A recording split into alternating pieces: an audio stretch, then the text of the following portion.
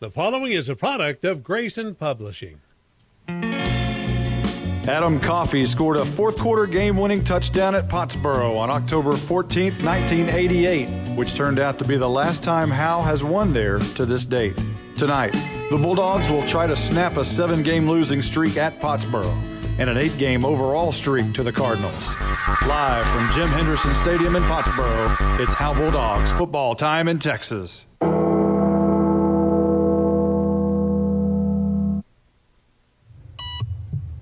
Warning, the following high school football game is not for the faint of heart. Kissing goodbye. It is touchdown time in Texas.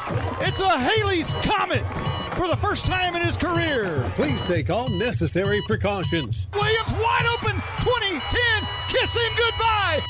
They get a turnover and a bunch of Air Sigleskis. How about that, Arturo? Howe Bulldogs football is on HoweEnterprise.com and is brought to you by Sonic of Howe, Scoggins Funeral Home, Attorney Micah Belden, Buck Snort Barbecue, TechWave, and Meacham State Farm, Knight Furniture, Independent Bank, Star Auto Body, Torque Plumbing, Family Attorney Kimberly Killebrew, Juan Enciso Farmers Insurance, GCEC, The Old Man at the Coffee Shop, Summit Media Service, the Howe Athletic Booster Club, Baker AC and Heating, Pitt Exteriors. Haley's throwing the deep ball down the right side. He's got a man. It's caught. Harmon, 45-40. Now get ready because it's football time in Texas on HoweEnterprise.com. Here's the voice of Howe Bulldogs football, Monty Walker.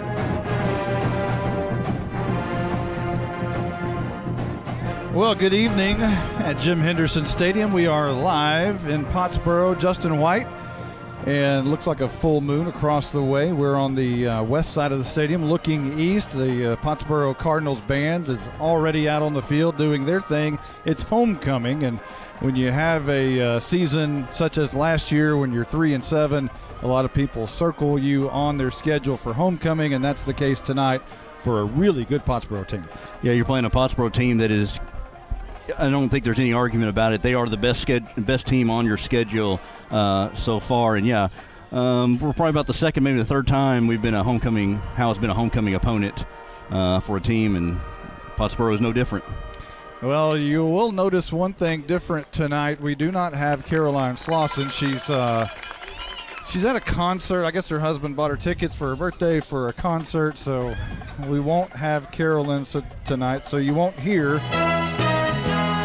for our night furniture sideline report, but we do have Carson Grogan, but I don't know if he's made his way down there yet. I think I see him over on the far 20-yard line. Let me see if Carson is with it. Hey, Carson, do you like the Sweet Caroline? Do you like that intro? Not. Uh-oh, we're getting too far away. Why don't you come down towards the 50 and out on the turf and see if we'll try to pick that up here in a minute. I picked up not. that he didn't like not. You didn't like Sweet Caroline? Okay. Well, I do have something for you, and maybe we'll try that later on down the road. That'll be fun. Let's see if it'll test out now. Try to talk to us. Hello. There you go. Got you loud and clear. Hey, our sideline reporter for tonight, Carson Grogan, his debut. Tell us about the weather, the conditions. Talk to us. A little chilly out there, isn't it? Yeah, it's a little chilly. Right now it is, pull my phone, 56, and it's supposed to stay that way throughout the evening, and it's supposed to dip below just after maybe the fourth quarter. It's supposed to hit 49. Okay, well, Carson is way across the stadium, as you can probably imagine. It's kind of hard to pick up. It's a long way over there. There's an 8-lane track in between us on both sides. So Carson may have to spend the night over here on the Pottsboro sideline. I know he'll probably love that. So nice job on your debut as a sideline reporter there, Mr. Grogan. Let's talk a little bit about this game and what we expect. Pottsboro comes in 6-0, 2-0 in district. They outscore their opponents 33-6 in the first half, jump out to a big lead, put it on, coast, and that's what they do.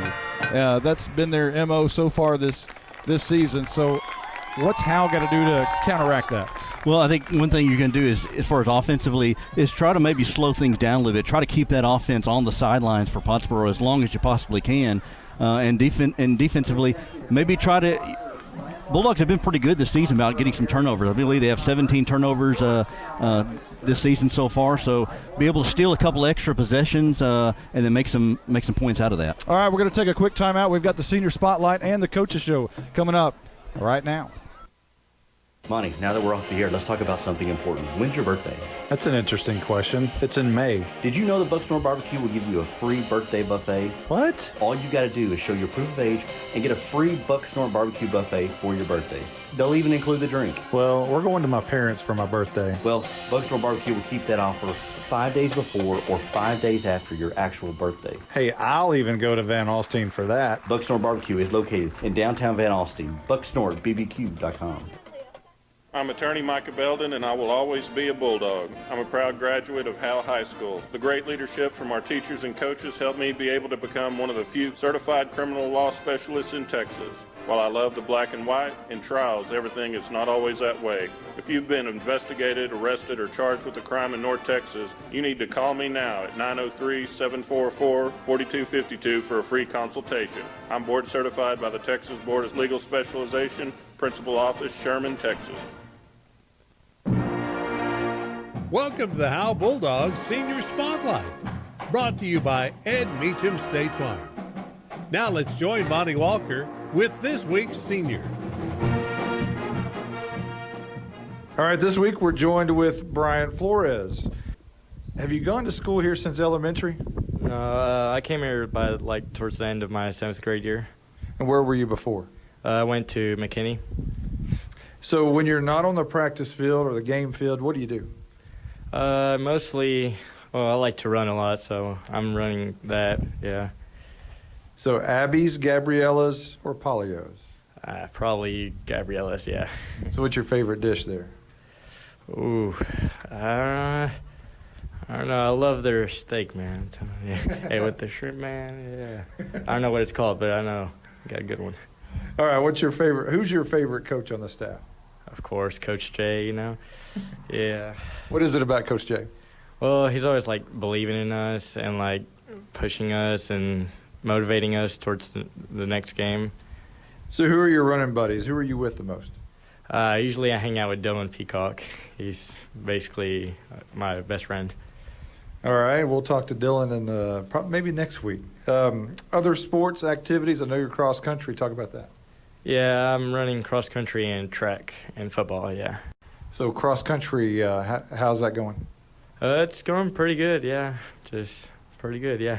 You've got a teammate that says if you were just cross country, no question you'd be top 10 in district. Yeah, Jake, we'll see about that. Pottsboro, what do you think? I think if we focus enough and learn our plays good, I think we can beat them. All right, that's been our Senior Spotlight featuring Brian Flores. We'll be right back right after this. This is more than a bundle. This is way more than a combo deal. It's your sanctuary, your home field. It's where everything happens. This is your home, your car, your memories. And you want to be sure they're protected with home and auto insurance. As your State Farm agent, I get it. That's why I'm here to help life go right. My name is Ed Meacham, and I'm your Howe State Farm agent. Give me a call at 903-892-3923 or on the web at mredinsurance.com. Since 2011, Scoggins Funeral Home and Crematory has walked with hundreds of families through the most overwhelming time of their lives. Their job is simple: to make this season a little easier. What you can expect is a no-pressure, people-first philosophy, custom services for memorials that you'll remember forever, and reasonable pricing. Tommy and Bobby K. Scoggins have built a reputation over the past 30 years in the funeral business for making every family feel at home. Visit ScogginsFuneralHome.com or call 903-482-5225. Welcome to the Howe Bulldogs Coaches Show with Bill Jayling. The Coaches Show is brought to you by Summit Media Service.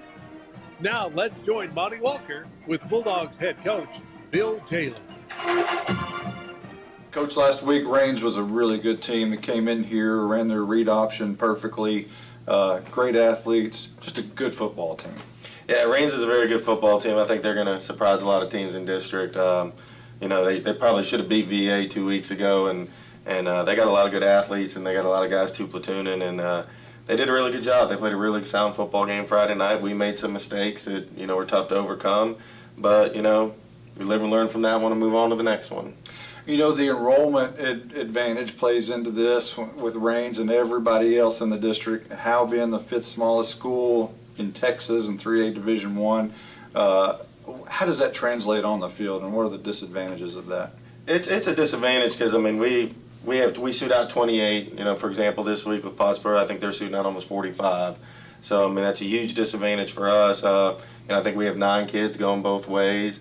So the tough part of it is 9 kids going both ways. I think I added it up the other night. There were several of them that played 142 snaps on Friday night, which is a lot of snaps, and they're not getting many breathers. And then also, we don't have time to make adjustments because, when you got 9 going both ways, we can't make adjustments till halftime, or unless we call a timeout, we can't really get it done, because when we flip from offense to defense, it's like we turn to talk to the kid, but he's running on the field offense. And if you haven't noticed it, we're usually late getting out to kickoff return, because the same kids that are on the defense for PAT or on the offense for PAT, they're the same kids on kickoff return. So it's playing a little disadvantage for us right now, but it's part of the game, and we just got to overcome and adapt.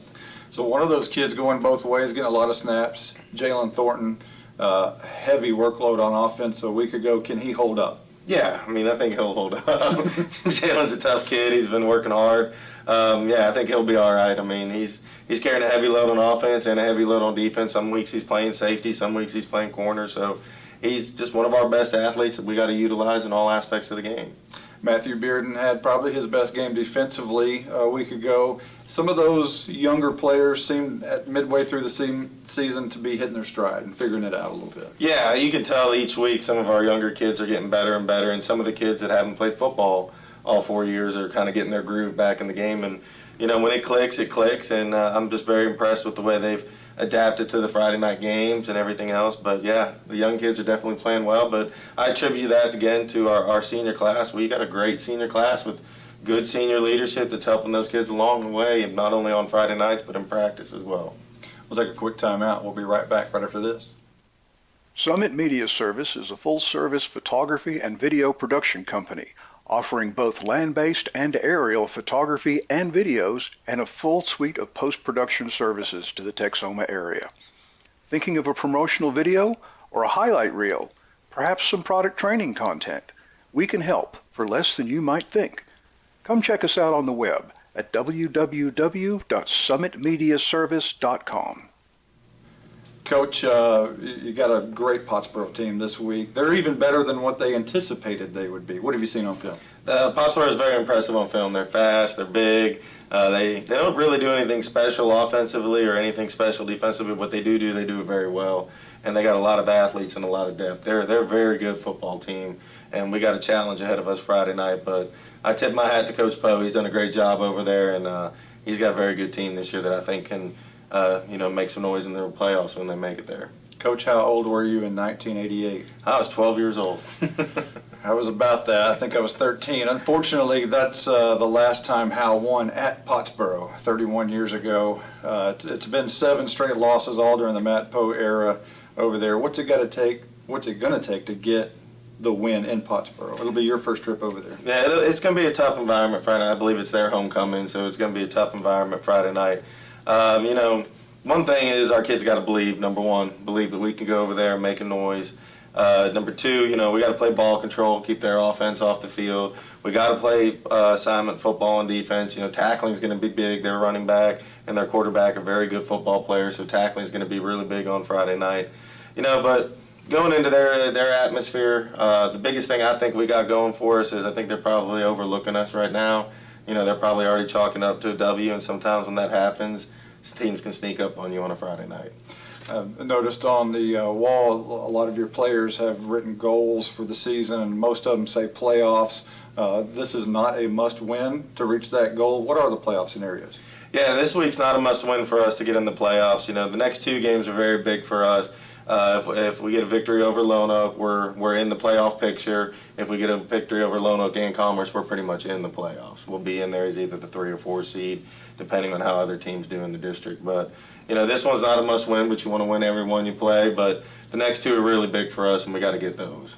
Hello, Bulldog fans. This is Juan Enciso, your local farmers insurance agent here in Howe. We're here to assist you with your insurance needs, including auto, home, life, business needs, and more. We're vested in the community because we are the only insurance agent in Howe. Our office is at 403 West Hanning Street, or we can be reached by calling 972-382-6121. We're also on the web at farmersagent.com/JEnciso. I have the knowledge and experience to help you better understand your insurance coverage options. Call me, Juan Enciso, at 972-382-6121. To compete at the highest level, you need reliable teammates to share the load, strong leadership, and unquestionable character. It's true in athletics, and it's true with financial services. At Independent Bank, we understand success on the field is a result of unseen hours of hard work and preparation long before the first whistle. Visit any of our branches, and you'll find local bankers invested in the community, committed to building strong business partnerships and helping families reach their financial goals. Independent Bank is proud to be a part of Howe Student Athletics. Member FDIC, Equal Housing Lender. This is Larry Mays. I'm the master plumber and the owner of Torque Plumbing in Howe, Texas. We do commercial and residential plumbing, everything from major construction of new restaurants to service plumbing calls to local citizens. We even service water heaters. We're located here in Howe off of Highway 75 at 102 South Collins Freeway. We're family owned and operated and are vested into the Bulldog community.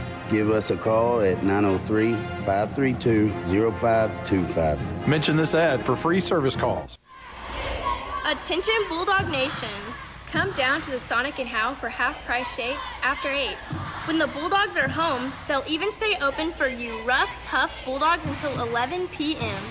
Sonic of Howe is where you get great food and big smiles and a little message for our Howe Bulldogs football players.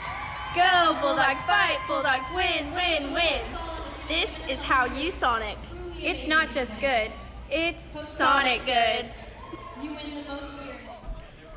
Here we are at Jim Henderson Stadium in Pottsboro, where Howe has not fared very well over the past 7 games, losing all 7 going back to 1988. It was an Adam Coffey game-winning 14-yard touchdown right here on grass. And that was 1988. It gave Howe a 21-14 win late in the fourth quarter, and that was the last time Howe has won a game at the unfriendly confines of Jim Henderson Stadium. And here we are tonight with the Howe Bulldogs 2-4, 1-1 in district, trying to snap a bunch of streaks as they have an 8-game losing streak to Pottsboro overall, and of course the 7-game losing streak that we just mentioned. I also want to mention the fact that we have an old friend up here in the booth with us.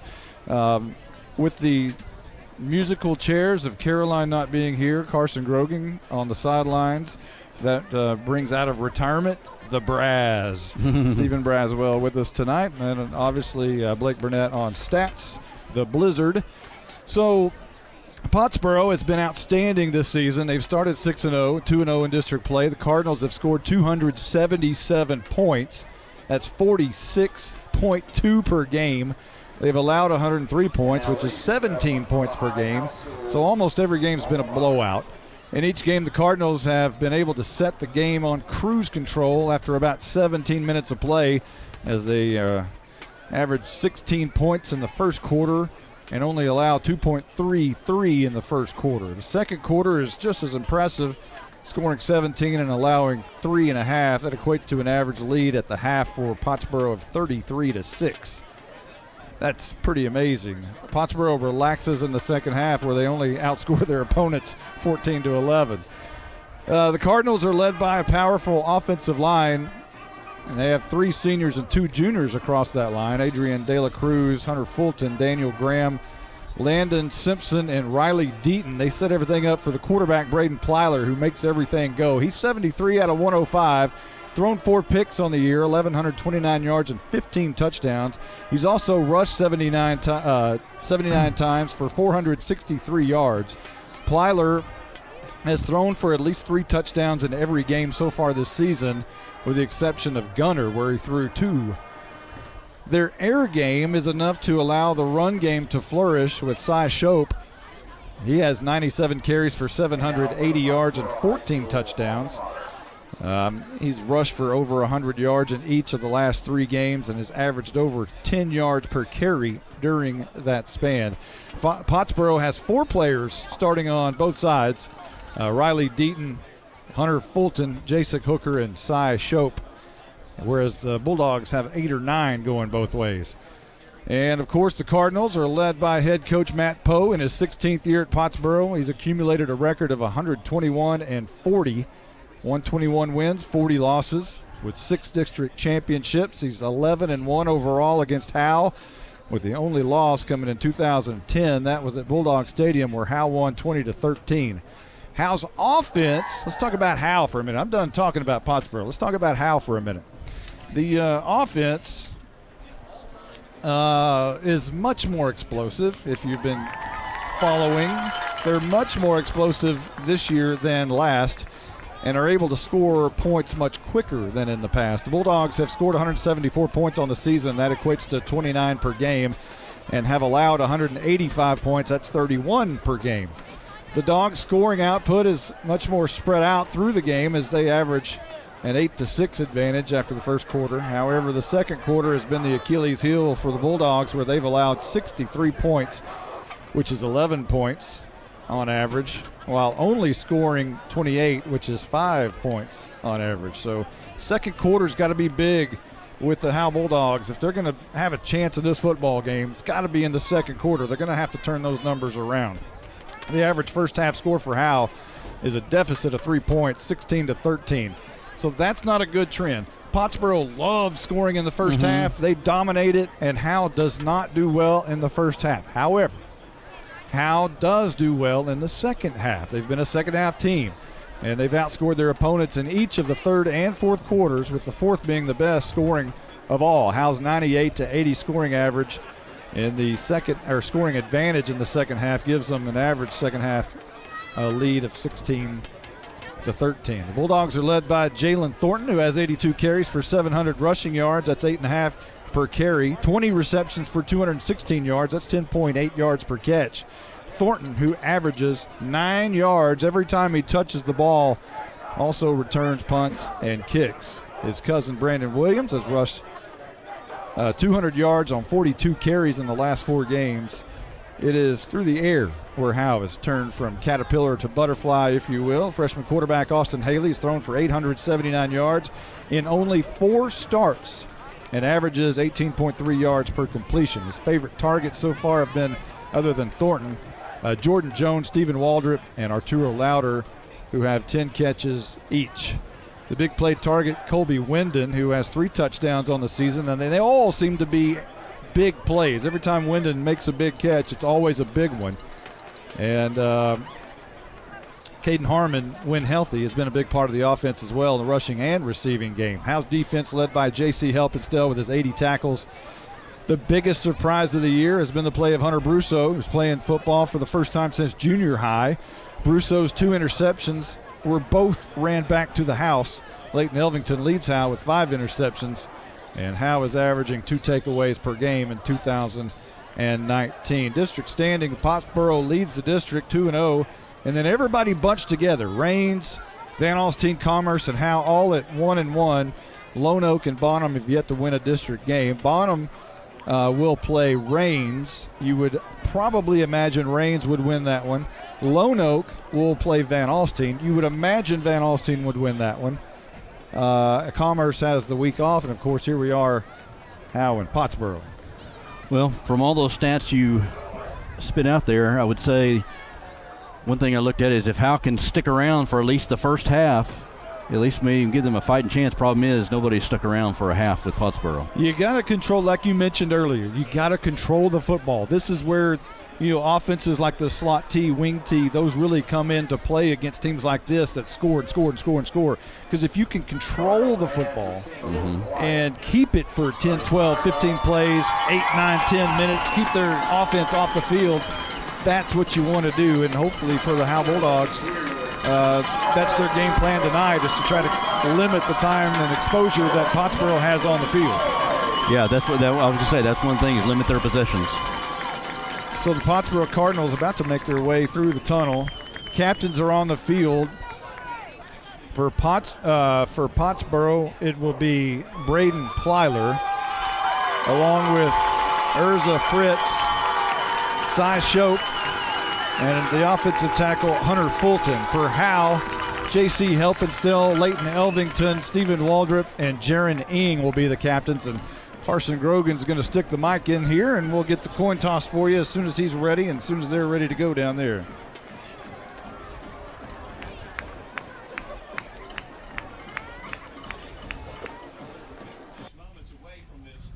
I think we're just about ready.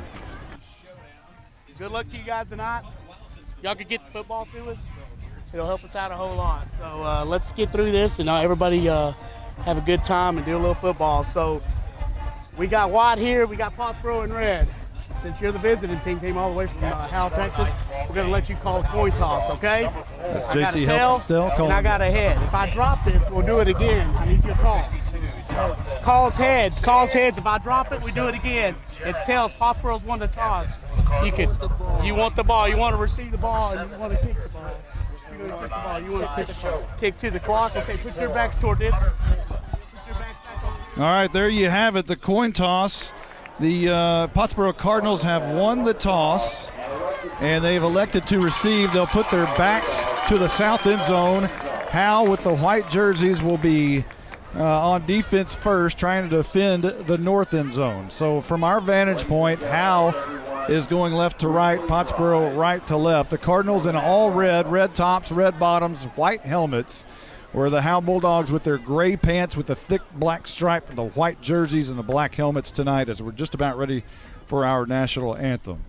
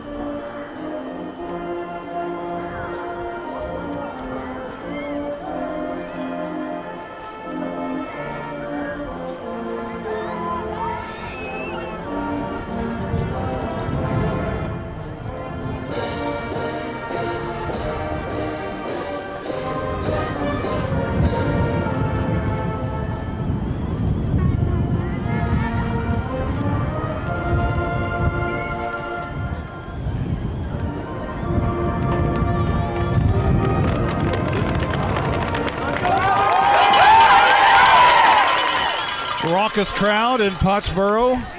That's a great rendition of our national anthem by the Pottsboro Cardinal Band, and we're just about ready for football, Justin White. You know, you talked about a couple weeks ago about the weather not turning. I think it's officially turned now. Yeah, I think you're right. Carson Grogan drew the weekend, or the Friday night, where it's the first cold night of the season. Let's go over the officials for tonight's game. Out of the Dallas chapter, the referee Elizar Mata, the umpire Michael Tripp, the back judge Brett Little. He used to be a quarterback over in Bells. Oh, really? Yeah. Line judge Ricky Baker and the head linesman John Krennick. The Howe Bulldogs will come out on defense to start the game tonight. Let's go ahead and give you the defensive starters for the Bulldogs. Jackson Adkins, DN. Jaron nose guard. Matthew Bearden, the end. Stephen Waldrop, linebacker. J.C. Helpenstill, inside linebacker. Brandon Williams, outside linebacker. Jordan Jones, cornerback. Jalen Thornton, corner. Leighton Elvington, safety. Hunter Brusso, cornerback. Terrell Louder, safety. Now you may notice there that all of the correct players are starters, but they've changed a lot of positions. So Thornton is now a cornerback. Brandon Williams is now a safety. Arturo Louder is safety. Jordan Jones cornerback. But here's the big ones. Hunter Brusso and Leighton Elvington are outside linebackers tonight.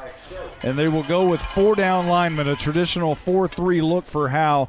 Adkins and Waldrop, the defensive ends, and Jaron Ing and Matthew Bearden, the tackles for the Bulldogs. I kind of like that, having a couple of your good athletes that have made some heady plays Elvington and Brusso on the linebacker positions. On offense for Pottsboro, as they will get the ball here momentarily, Howe is just about ready to come onto the field. Up front is Adrian De La Cruz, Hunter Fulton, Daniel Graham, Landon Simpson, and Riley Deaton. Split out wide will be Urza Fritz and Titus Lyons. Slot receivers are Zach Talley and Jasek Hooker. And then the two guys that make everything go, Braden Plyler, the quarterback, and Cy Shope, the running back. They fight for how many people are going to have, or how many touchdowns they're going to have. One has 14, one has 15. And here's the Tech Wave kickoff by Flores. It's banged deep in the end zone. He takes advantage of the wind, and it goes through the end zone. A touchback and a nice start for Howe. Well, Howe will get the first test here with Pottsboro electing to be on offense first. So let's see how this offense, kind of a different look here, revamped offense. Talking about putting Brusso and Elvington at linebackers, putting a fourth down lineman in there. See how they react to this Pottsboro offense. And the Pottsboro Cardinals come out as we're just underway to start the game. This will be the first play of the game. If you're just joining us, you haven't missed anything yet. 3 wides on the near side, 1 man in motion. And this is going to be a handoff, and that's a toss actually to Cy Shope running near side. And he'll cross his way up to the 30 from the 25-yard line. And a gain of about 6. Hunter Brusso on the stop. Trying to get Cy Shope, who's the leading rusher on this team, trying to get him in open space there, coming from the slot on a jet sweep on the left side. Got about 5 yards on the gain. So Plyler, we mentioned, makes everything go. Our buddy on a competing broadcast, I don't know if you can competing, but our friend across the way calls him the Baker Mayfield of high school football. And Plyler wants it, and he gives to Shope. No, he keeps it, and here goes Plyler. Good yardage up the right hash, and he's finally going to be brought down by Arturo Lauder. But Pottsboro with a good pickup there and a first down near midfield at the 47-yard line. Plyler's a dual threat. He can throw it, he can pass it, and that read option, that's something the Bulldogs have struggled with all season long. Luke Shepard and Mason Stronger, I believe it was last week, ran all over the Bulldogs. 1st and 10, Pottsboro, right to left. 2 receivers at the bottom, 2 up top. A man on the backfield is Cy Shope. Plyler looking for it, gets it, hands off, right side, flag down, and so is Shope after about 3 yards to midfield, but let's check the flag. Well, good pursuit there by the Bulldogs. I'm kind of curious what this flag would be. It was Jackson Adkins on the stop for Howe. An offside on the Bulldogs. So that'll cross midfield. Hey, one good thing up here, we're in one big long booth for all the media, and an old friend, Bob Sullen, says he's the play-by-play for Pottsboro. He hired me when I was 19 years old to do sidelines for Sherman, and here we are 25 years later, and he's over there talking and gibbering about the Cardinals right now, looking at the field. Good to be with Bob again. The competing broadcast. Yeah, 1st and 10, right to left, rather. As Plyler looks for it with Shope to his left. Now he drops back 3 steps, wants to throw, flushed out of the pocket. He's going to run to the right. He's got enough for a first down and runs out of bounds at the 39-yard line on the Howe side of the field. A new set of downs, but there's a holding call against Pottsboro. That'll back it up. I'll tell you what, you got Stephen Waldrop there on the defensive end. He's going up against the left tackle, Adrian De La Cruz, and he kind of flushed Plyler out of the pocket there. And so I kind of like that, having Waldrop on the end and kind of applying some pressure there on Plyler, making him uncomfortable back there. So instead of 1st and 5, they'll push this back to 1st and 15 back at the 42-yard line. Back on the Pottsboro side of the field. Just underway, 9:51 and rolling here in the first quarter. Let me change that scoreboard to first quarter. We are no longer in pregame. And here is Plyler wanting to throw the deep ball down the right side. It's going to be caught inside the 30 to the 28-yard line. Thornton in coverage, and Lyons makes the catch on the far side. I tell you what, he put some great touch on that. Plyler did. Just threw it over the back shoulder there, only where Lyons could catch it. Thornton was pretty good coverage there. He's just about a step behind him, but just placed it right there where Lyons could catch it and got the big gain. Pottsboro moving quickly up to the line of scrimmage. 1st down and 10 at the 26-yard line in Howe territory. Plyler gets it, handoff, Shope around the right side. Plyler actually kept it. Bounces out, and a great tackle by Brandon Williams at the 25-yard line. That's going to be no gain for the Cardinals. Good job there by Williams, who saw Plyler starting to break a couple of tackles and came flying through from the secondary and able to knock his legs out from under him. They'll actually give him 2, so it'll be 2nd down and 8. 9:13 on the clock here in the first quarter, no score. Cardinals come to the line of scrimmage with 2 wides to either side. Shope in the backfield with Plyler. Waiting for the shotgun snap. Taking a lot of time. 8 on the play clock. 7. And now a handoff. Shope right up the middle, a big hole. And he bounces out of a couple of tackles before J.C. Helpenstiel brings him down right close to the first down marker inside the 20 to the 18-yard line. Yeah, nothing complicated about that. Just a draw at the middle to Shope. I mean, he just went right behind his center there and got a pretty good gain there. So 3rd down here, the first 3rd down, I believe, of the ball game, of the series. 3rd and 2, 8:31 on the clock. 3 receivers up top. 1 down here all alone. And Plyler is going to run to the left side. Now cuts it up the middle. Cuts it up straight to the right hash. Bounces out of a few defenders. Going to be close to the goal line, and he's in. Touchdown Cardinals to start the game with 8:12 left to go in the first. They punch it in first and strike first blood. 6-0. Pottsboro awaiting the PAT. Again, the read option there. We talked about him being a dual threat. He was able to break some tackles and break to the outside. And he's just a good athlete and good run, and not great tackling there by the Bulldogs. I know that's something, again, Coach Jay continues to preach each week, and that was kind of poor tackling there by the Bulldogs. So Jacob McDonald on for the PAT. It's a bad snap, but it's picked up by Goins on the tee, and the kick is good. 7-0. The Bulldogs trailing early to Pottsboro. We will be right back right after this timeout.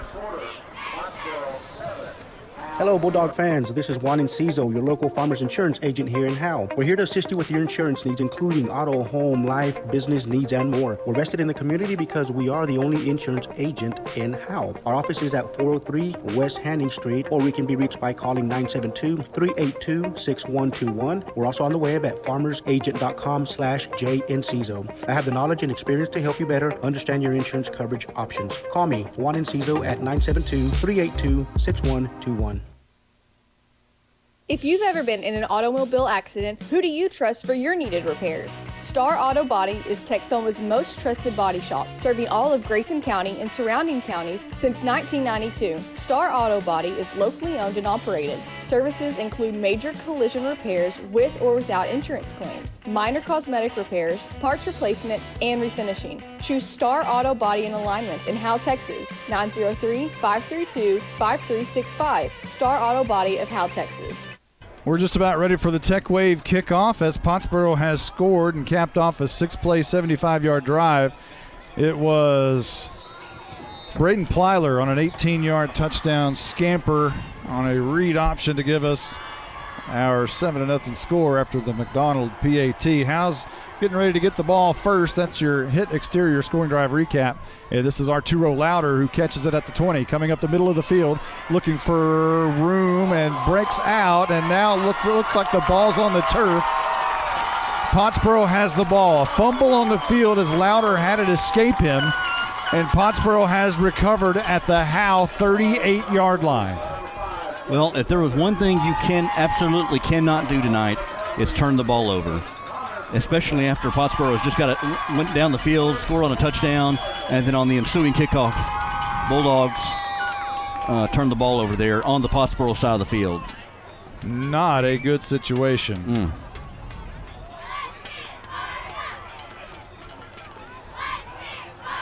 So here's Pottsboro on their second possession. Howe's yet to snap it. And Plyler wants to throw. Drops back 2 steps, deep ball down the left side. And a little pushing and shoving. Jordan Jones is going to be called for it. But the ball was not going to be caught. The intended receiver was Fritz. But Jones was pushing on him a little bit. But the ball was a floating duck. It was nowhere close. But Jones didn't know that. His back was to the ball. It was maybe because he didn't turn his head around there. I mean, yeah, but it did look like it was catchable. It looked like it was going to be short. If anything, it was going to go over the head of the receiver. One thing you got to factor in, they're throwing into the wind here, and we'll talk to Carson Grogan in a moment about that as they spot the ball. And we'll get maybe after this play, we'll check down with Carson Grogan. It's 1st down and 10 after the penalty. That'll push the ball to the 23-yard line. And it'll be 1st down. Big penalties and mistakes by Howe already. 1st and 10. And Plyler hands to Shope up the middle, and he's hit hard by Helpenstell and brought down right there, maybe a yard to the 22-yard line. For the one of the few first times tonight, let's check down on the sideline with Carson Grogan. Yep.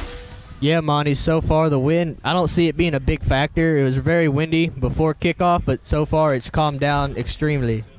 All right, thank you, sir. As Plyler will go back on a 2nd down and 8 and roll out right, want to throw. On the run, does throw, has his man, is going to be caught, knocked out of bounds by Williams, but that'll be a 1st down catch by Zach Talley around the 12-yard line.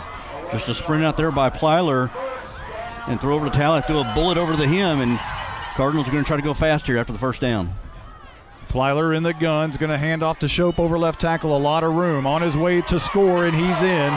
11 yards for the score. Cy Shope wasn't even touched. Pottsboro on the board again, 13-0, awaiting this PAT with 7:07 left to go in the first. Well, we talked about not making it any easier for the Cardinals. Like I said, you fumble, and then on the next possession, they go march right down the field on a draw off the middle, and Shope, as you said, not even touched or contested as he walked into the end zone. 13-0. Our score, McDonald trying to make it 14-0, and he does, and he is 27 out of 31 on the year. Those misses came early in the year. Got a new score, 14-0 from Pottsboro. We'll be right back right after this timeout. This is attorney Kimberly Killebrew. I'm a Howe resident with 27 years experience practicing family law. I service the greater North Texas area, including Grayson, Collin, and Denton counties. Call 214-432-1595 to schedule a consultation to discuss your divorce, child support, custody, or family law needs. Mention this ad and you receive a free 15-minute phone conference. In-person appointments are available in Grayson County or our principal office in Plano, Texas.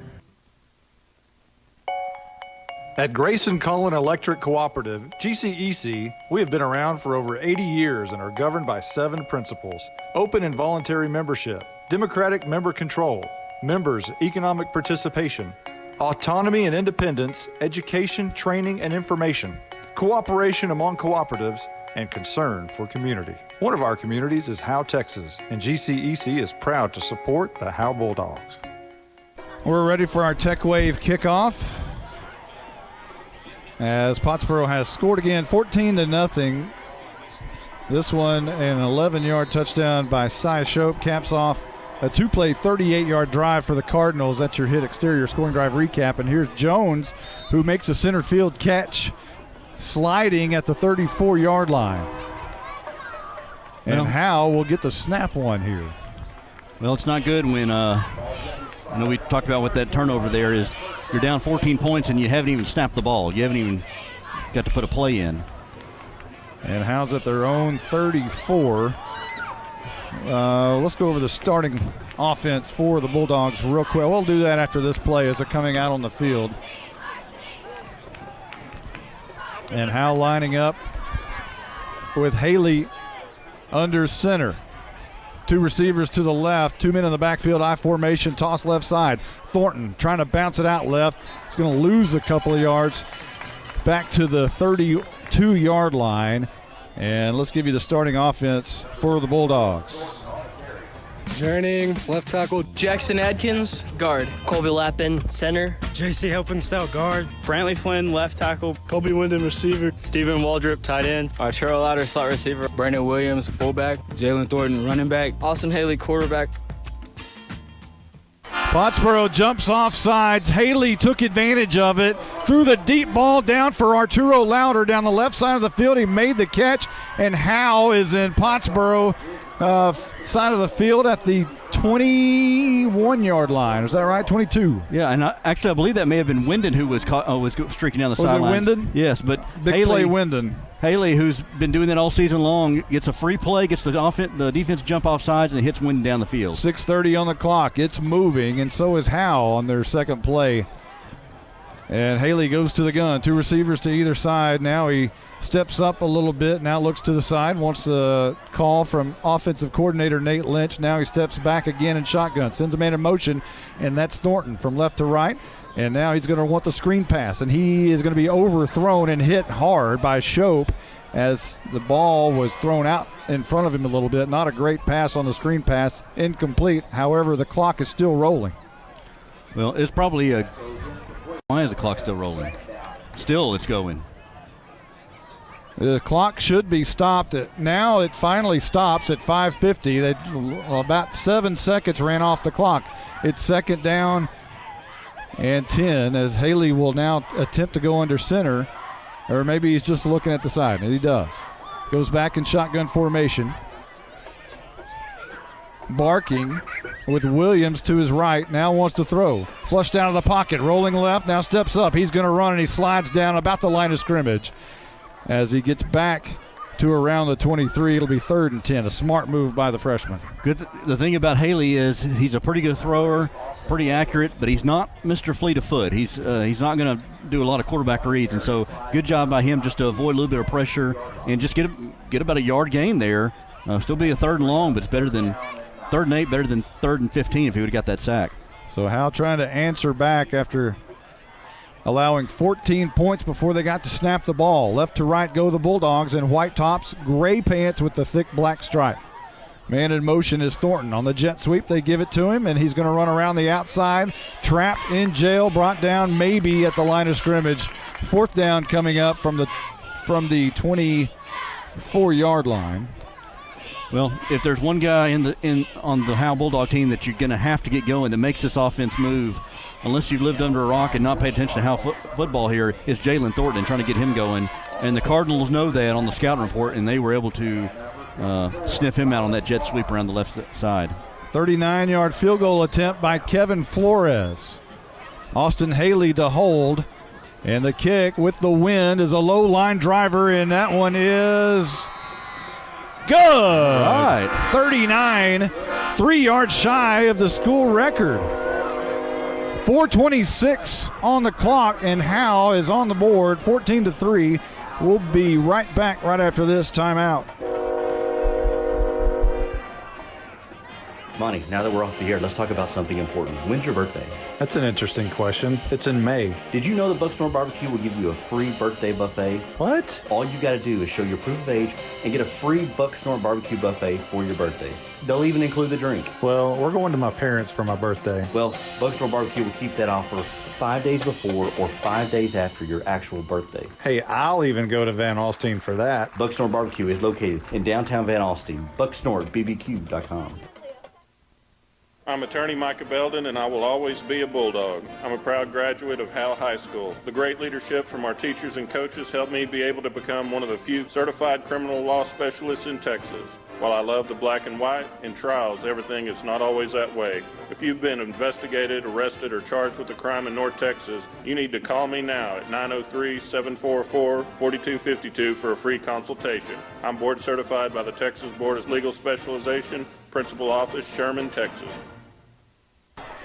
Here we go on the Tech Wave kickoff is going to be taken and returned back to the 40-yard line. We're going to have to get some 60s there. How about to say? They're coming back a little quick on us. 1st and 10, Pottsboro moving right to left. It was a 4-play, 44-yard drive for the Bulldogs that ended on a 39-yard field goal by Kevin Flores to bring us our new score, 14-3 with 4:26 is when it was scored. It's 4:16 right now. That was your Tech Wave kickoff a moment ago, and that was your hit exterior scoring drive recap. Pottsboro has the ball at their own 40-yard line to start this possession. 4:16 on the clock. Right to left, Pottsboro goes with Shope in motion on the jet sweep. They fake it to him. Plyler wants to throw the deep ball. Wide open down the field is Hooker, and it's going to fall incomplete. That's not Hooker, however. That is Talley.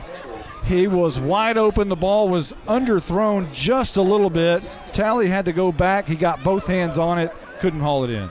Yeah, he got behind the coverage there, and that ball was just a little bit behind him. If he'd thrown it out in front of him, he would have been off to pay dirt there. But fortunately for the Bulldogs, he was a little bit behind him there and he dropped it. And so 2nd down and 10. Plyler in the gun, 2 receivers either side. Shope stands to his right and flags before this one can get underway. There was a little bit of movement up front, we're told, from the Brass. Again, tomorrow, the big game, Texas OU, or is it OU Texas? I guess depending on who won. OU won last year, or no, Texas won last year, so should be Texas OU. 4:07 on the clock. Shope to the right of Plyler. 2 receivers either side. Shope's going to get the handoff this time, coming left side. Hunter Brusso makes the tackle after about maybe a 3-yard gain or so up to the 36-yard line. Just for the Brass, we know he's a big Longhorn fan. You know how hard that is for me? Surprised you hadn't shut it off yet. All right, that's enough. 3rd down and 14. There's 3:36 and rolling on the clock here in the first quarter. We're going to have a little fun tonight. Pottsboro is really good. Howe Bulldogs trying to make a stand of it against a great team ranked 8th in the state. And another flag before this one could get underway. Well, they're not playing like the number 8 team right now in this series. Not. This is going to be another procedure call against Pottsboro. Let's check down with our sideline man, Night Furniture sideline reporter, which is Carson Grogan. What's going on down there?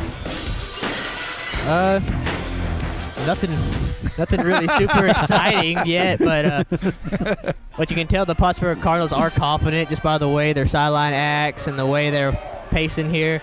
And so far, I see the Howe sideline getting pumped up here early on.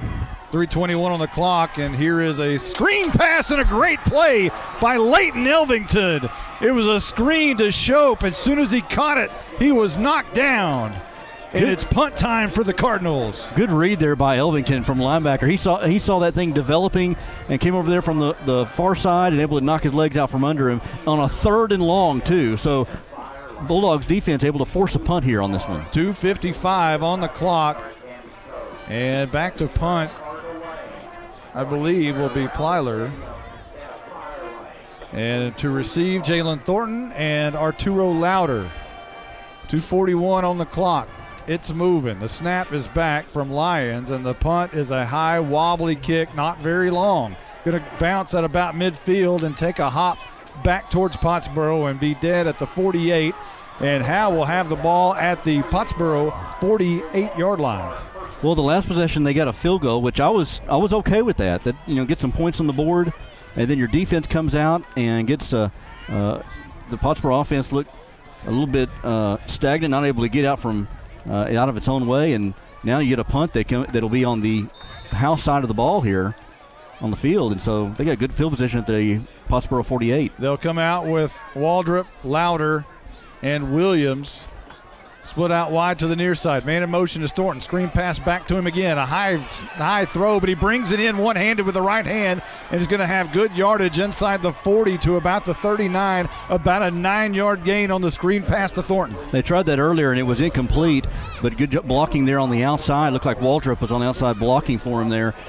And Thornton, who is electric here, and here they go fast. 9 yards for Thornton, and that's what he averages every time he touches the ball. Shotgun for Haley. And this time they blow it dead. There was movement up front, and I guess it's going to be against Howe. They'll back this one up. 2nd down. Instead of 2 will be 7. Exactly 2 minutes left to go in the first. Howe usually tries to get a free play, get the Cardinal defense to jump. I think maybe the Bulldog offense jumped this time. So Haley already moving backwards a little bit, but they're still discussing it. No, that's going to be against Pottsboro, but they blew it dead. And that's not going to make Nate Lynch very happy. They're going to be talking to the officials right there. Don't blow it dead. Let them play. Let them get that free play in. That's how the Bulldogs have got a lot of their yardage here on those free plays downfield to Wyndon. Ball at the 34-yard line. Exactly 2 minutes left in the first. Haley in the gun with Williams to his right. Barks now looks over to the side, wants to play. Clock rolling at 1:51 in the first. Now Haley will jump back. 2 receivers three receivers up top, one at the bottom. Haley looking that way, looking down the field, throws it across the middle, wide open. Thornton makes the catch at the 10, at the 5, down inside the 5-yard line. Jalen Thornton with an electric catch right over the left hash. A Haley's Comet to the 5. Threw it right between two Cardinal defenders there. Somehow a hole in the zone, hole in the coverage there, and Thornton able to bring it down. It wasn't a perfect throw, but Thornton able to make the adjustment, and the Bulldogs are down inside the 5-yard line. Ball at the 3 with Thornton all alone in the backfield. No, Haley's under center, is he not? No, Thornton's in, and now whistles as Howe. It looked like that was going to be the Wildcat that we saw at Bonham a few weeks ago. And you had Helping still in the backfield as well. And this time they'll check out of it. Haley will come back into the game after the penalty. So Howe, you're getting a little cute there. I just about to say that. I was like, okay, let's not get cute here, and let's just go with the bread and butter here and what's got you down this far. So now back to the 8-yard line. Haley drops back, is under pressure. He's going to have to go down. And he is sacked behind the 10 to about the 13-yard line, so at 14. So Howe got down to the 3, now back to the 14. Something happened there. It looked like, I thought maybe that Haley thought that they jumped off sides and like it was going to be a free play. A timeout has been called. We'll take one, too. We'll be right back right after this. This is more than a bundle. This is way more than a combo deal. It's your sanctuary, your home field. It's where everything happens. This is your home, your car, your memories. And you want to be sure they're protected with home and auto insurance. As your State Farm agent, I get it. That's why I'm here to help life go right. My name is Ed Meacham, and I'm your Howe State Farm agent. Give me a call at 903-892-3923 or on the web at MrEdInsurance.com. Since 2011, Scoggins Funeral Home and Crematory has walked with hundreds of families through the most overwhelming time of their lives. Their job is simple: to make this season a little easier. What you can expect is a no-pressure, people-first philosophy, custom services for memorials that you'll remember forever, and reasonable pricing. Tommy and Bobby K. Scoggins. Back to action as Haley, under pressure, flushed out of the pocket going left. Now he's going to have to escape, and he's going to be brought down for another loss. Haley under pressure, and that one's going to go back around the, where are they going to spot the ball? At the 16-yard line. So loss after loss after loss. Howe was in good position until they tried to run the Wildcat up front at the 3-yard line. It was a good cover sack downfield. 3rd down and goal from the 16. And we'll get back to Scoggins Funeral Home on that ad. The officials are not giving us 60-second timeouts. We need our sideline guy to ask the officials to please give us 60s on timeouts. Here's Haley dropping back, wanting to throw deep down in the end zone. It's going to be incomplete, looking for Wyndon in the far corner, back of the end zone, and he didn't make the catch, so he does a few push-ups back there. A little self-imposed punishment there for not making that. Threw it at the back of the end zone, and looked like he placed it pretty good there. There was a guy in coverage there, may have knocked it away. So now Flores for a 33-yard field goal attempt with 7 seconds left to go in the first. You can't answer touchdowns with field goals, but at least trying to put points on the board is Howe. Haley has it. It's on the tee. The kick is low. It's not going to go. It's very low. And that's going to be no good, and we will be right back right after this timeout. Since 2011, Scoggins Funeral Home and Crematory has walked with hundreds of families through the most overwhelming time of their lives. Their job is simple: to make this season a little easier. What you can expect is a no-pressure. Carson, can you ask them for 60s, please? Custom services for memorials that you'll remember forever, and reasonable pricing. Tommy and Bobby K. Scoggins have built a reputation over the past 30 years in the funeral business for making every family feel at home. Visit ScogginsFuneralHome.com or call 903-482-5225. Hello, Bulldog fans. This is Juan Enciso, your local farmer's insurance agent here in Howe. We're here to assist you with your insurance needs, including auto, home, life, business needs, and more. We're vested in the community because we are the only insurance agent in Howe. Our office is at 403 West Hanning Street, or we can be reached by calling 972-382-6121. We're also on the web at farmersagent.com/JEnciso. I have the knowledge and experience to help you better understand your insurance coverage options. Call me, Juan Enciso, at 972-382-6121. While we were gone, the officials came back a little early, and Plyler threw it deep down the field, had his man caught Talley on the house side of the ball at the 49-yard line. And that's in the first quarter. Maybe we'll get 60 here on this quarter. We'll be right back right after this timeout.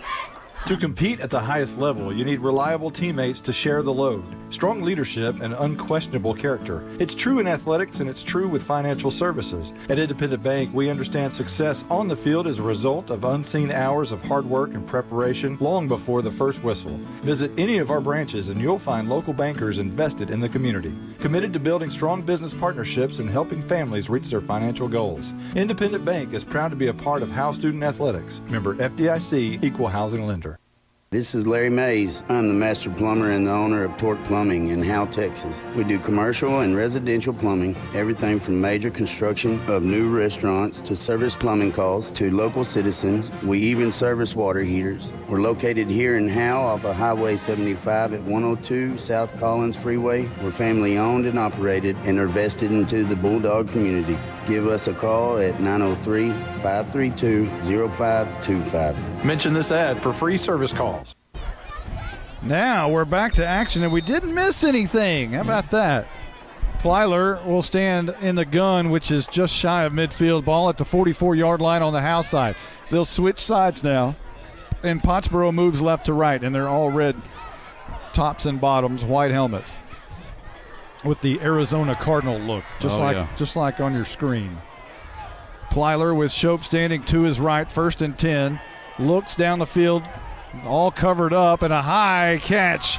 That's going to be a nice catch and a nice defensive play by Jalen Thornton in coverage, and it's going to be Lyons who made the high jump grab, but no gain. It's basically a screen pass for naught. They were trying to go down to Hooker on the left side, but I believe that was Jordan Jones in coverage there, and so he had to look other places.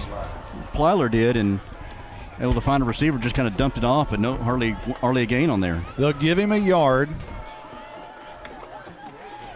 Took away a yard, yeah. Oh, they took away a yard. Okay, there we go. -1. 2nd down and 11.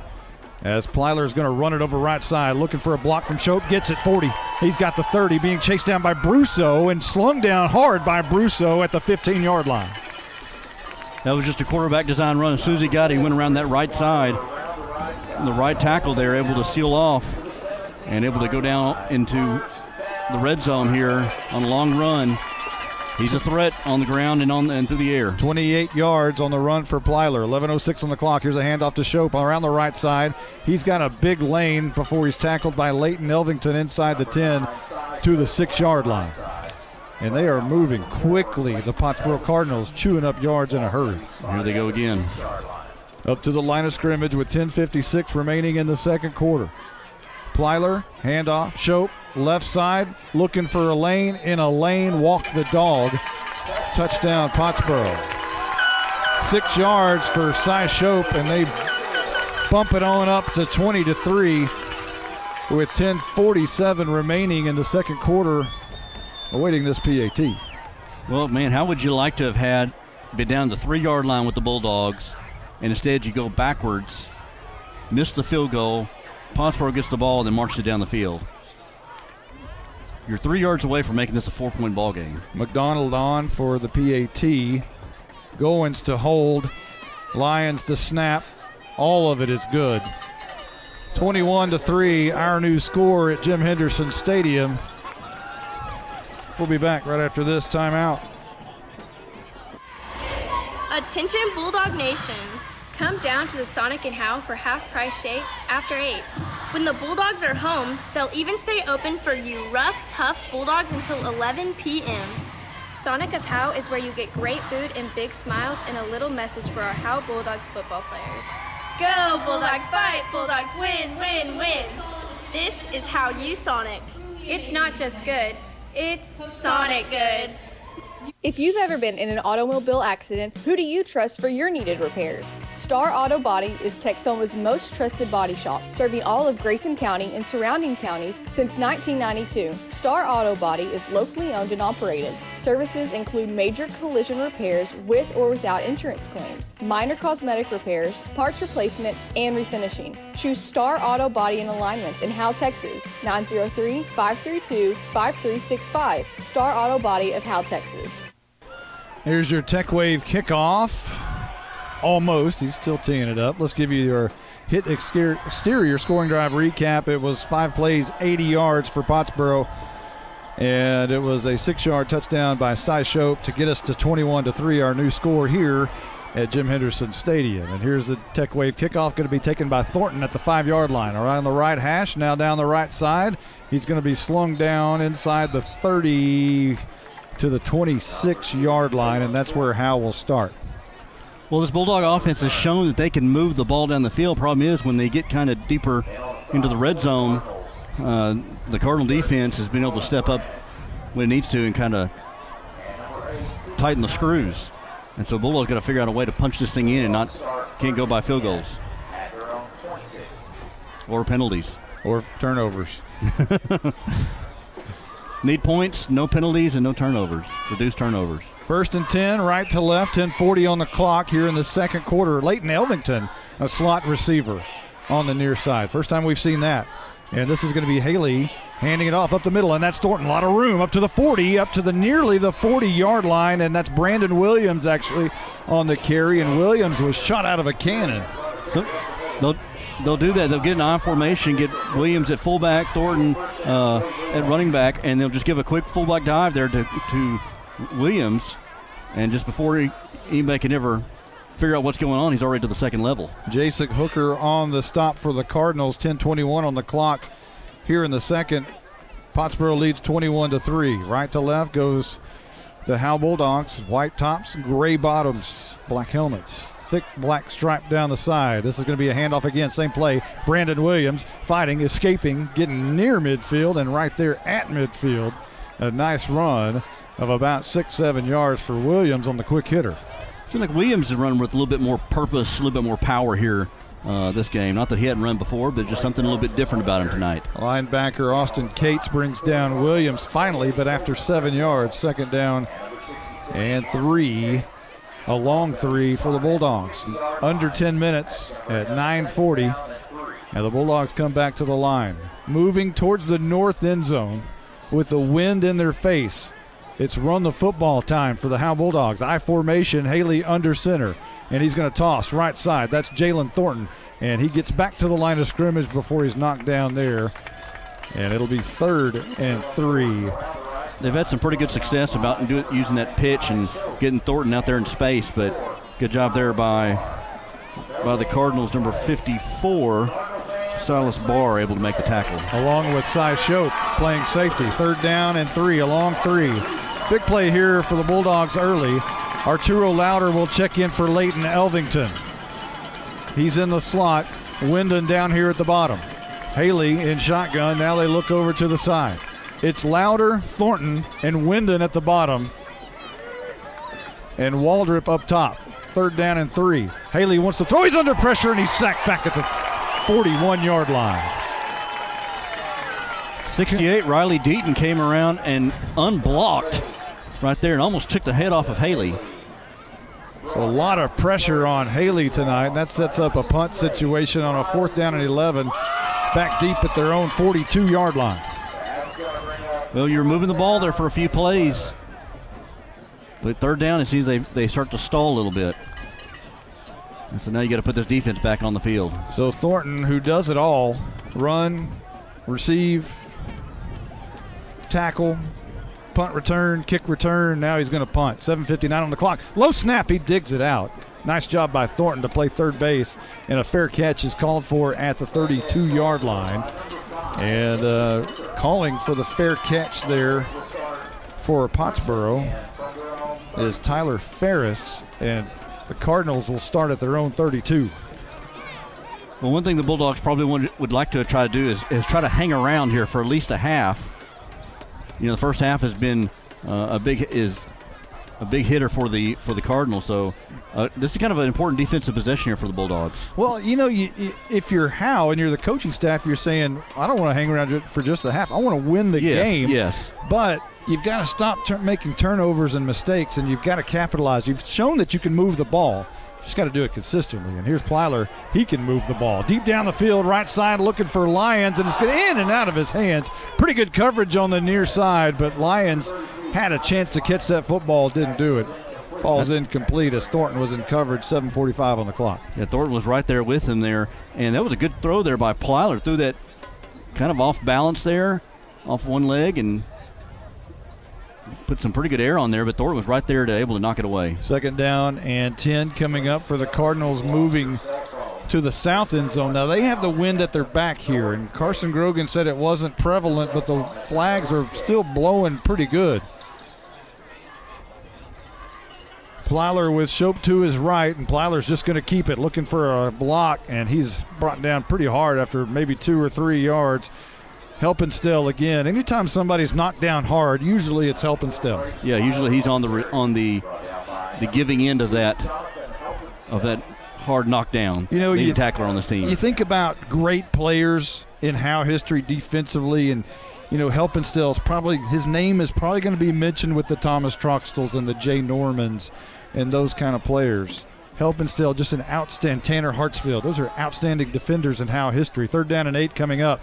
Plyler rolling out right, one to throw it deep down the field again, looking for Jasek Hooker, and Thornton in coverage, no flag. It falls incomplete. Outstanding coverage by Jalen Thornton. For the second time, they're trying to go after Thornton. And I think I'd go somewhere else. I know. You're going after one of the best athletes on the Bulldog defense here, and good job by Thornton. He's answering the bell. 4th down for Pottsboro. 7:02 on the clock, and punt formation again will go Pottsboro. This is the second time they've punted in the first half. I'd like to know how many times they've punted twice in the first half so far this season. I bet it's not many. 7:02. And Thornton and Arturo Louder, and this one's going to be a fake. And sure enough, here's Shope running right side with a first down to the 50, and finally brought down by Noah Campbell on the House side of the field at the 43-yard line. The perfect time for it, and they did it, and they got it. It was. It was snapped right to him and to Shope, and you could afford to do that. 6:45 left there in the first half. You're up 21-3.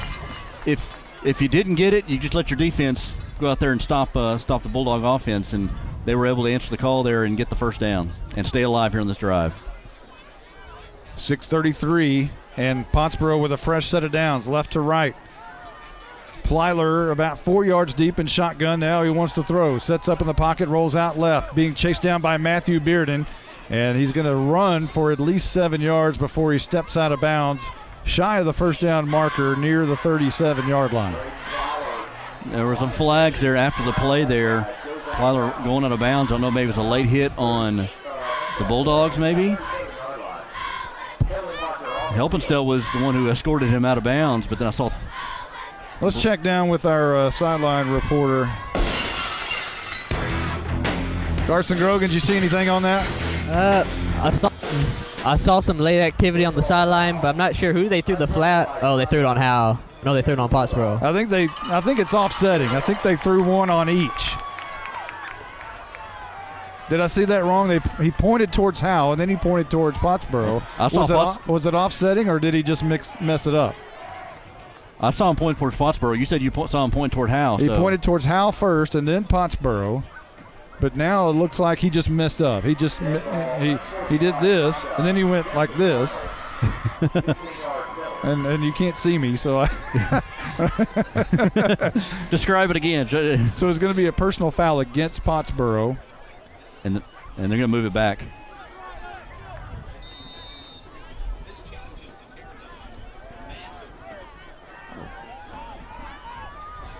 Use that. So this moves Pottsboro way back across the 50, and now Shope will get the carry to the 45-yard line, back on the House side of the field.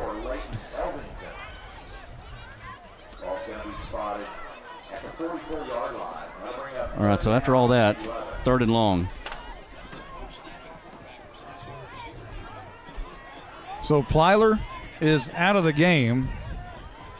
Not sure if he got ejected. Was that an ejection? Or is he getting tended to? He's getting tended to. Okay. 2nd down and 12 as a new quarterback into the game. And this is going to be Shope actually on the direct snap. Has a first down around the left side. Gets a great block down on that far side. Way down deep in Howe territory, inside the 20, near the 10 at the 13-yard line. Now, I'm not sure if Shope is the backup quarterback or if it was just a direct snap to him because he was in the backfield. And we'll see what happens here, but he got the handoff and just went right around the left side there and got blockers ahead of him for a big gain down inside the 15-yard line. Yeah, they're just direct snapping to Shope, who's running backup quarterback here. He's going to hand off right side and making a cut at the 10-yard line, and the ball comes out right in the lap of another Pottsboro Cardinal who scoops and scores. And that's going to be Talley, who picked it up on the run. The ball just went right up to him. When it goes your way, it goes your way. I mean, yeah, bounced out, room service fumble, just right there into his breadbasket, and didn't even have to break stride. Ball bounced up and right into his stomach, and able to just walk into the end zone for the touchdown on the fumble recovery. Unbelievable. Just when the ball's rolling around, you get excited, and then you see it jump right up in his lap. Are you kidding me? Unbelievable. So McDonald's PAT is good, and that moves the score up 28-3, 5:05 remaining here in the first half at Jim Henderson Stadium. We'll be right back right after this timeout. This is attorney Kimberly Killebrew. I'm a Howe resident with 27 years experience practicing family law. I service the greater North Texas area, including Grayson, Collin, and Denton counties. Call 214-432-1595 to schedule a consultation to discuss your divorce, child support, custody, or family law needs. Mention this ad and you receive a free 15-minute phone conference. In-person appointments are available in Grayson County or our principal office in Plano, Texas. At Grayson Cullen Electric Cooperative, GCEC, we have been around for over 80 years and are governed by 7 principles: open and voluntary membership, democratic member control, members' economic participation, autonomy and independence, education, training, and information, cooperation among cooperatives, and concern for community. One of our communities is Howe, Texas, and GCEC is proud to support the Howe Bulldogs. Well, it's 28-3 here at Jim Henderson Stadium in Pottsboro. The Cardinals scored again. This one a scoop and score, as it was a fumble, but picked up by Talley and ran in 13 yards, 9 plays, 68 yards on the hit exterior scoring drive recap. 5:05 remaining in the second. It's 28-3, and this kickoff, Tech Wave kickoff, is going to roll in the end zone, picked up by Thornton. A yard deep in the end zone, trying to escape. In the middle of the field, ball's on the turf. He picks it back up. Flags all over the place as he's finally rolled down at the 20-yard line. A lot happened on that play. The ball bounced around about the 2-yard line. Thornton decided to pick it up. And now another late flag. And tempers are getting a little bit out of control here. And then as he on the return, he drops the ball and then picks it right back up. And then flags come flying about 4 different directions, and another flag come in after the play.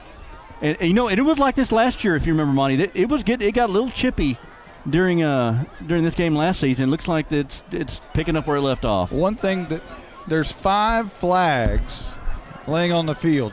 Now, one thing you know, these 2 towns and 2 teams and all these kids play against each other from youth basketball, youth baseball, all the way up. They know each other. As we have a police walking by us, and you might want to check the field after 5 flags down there.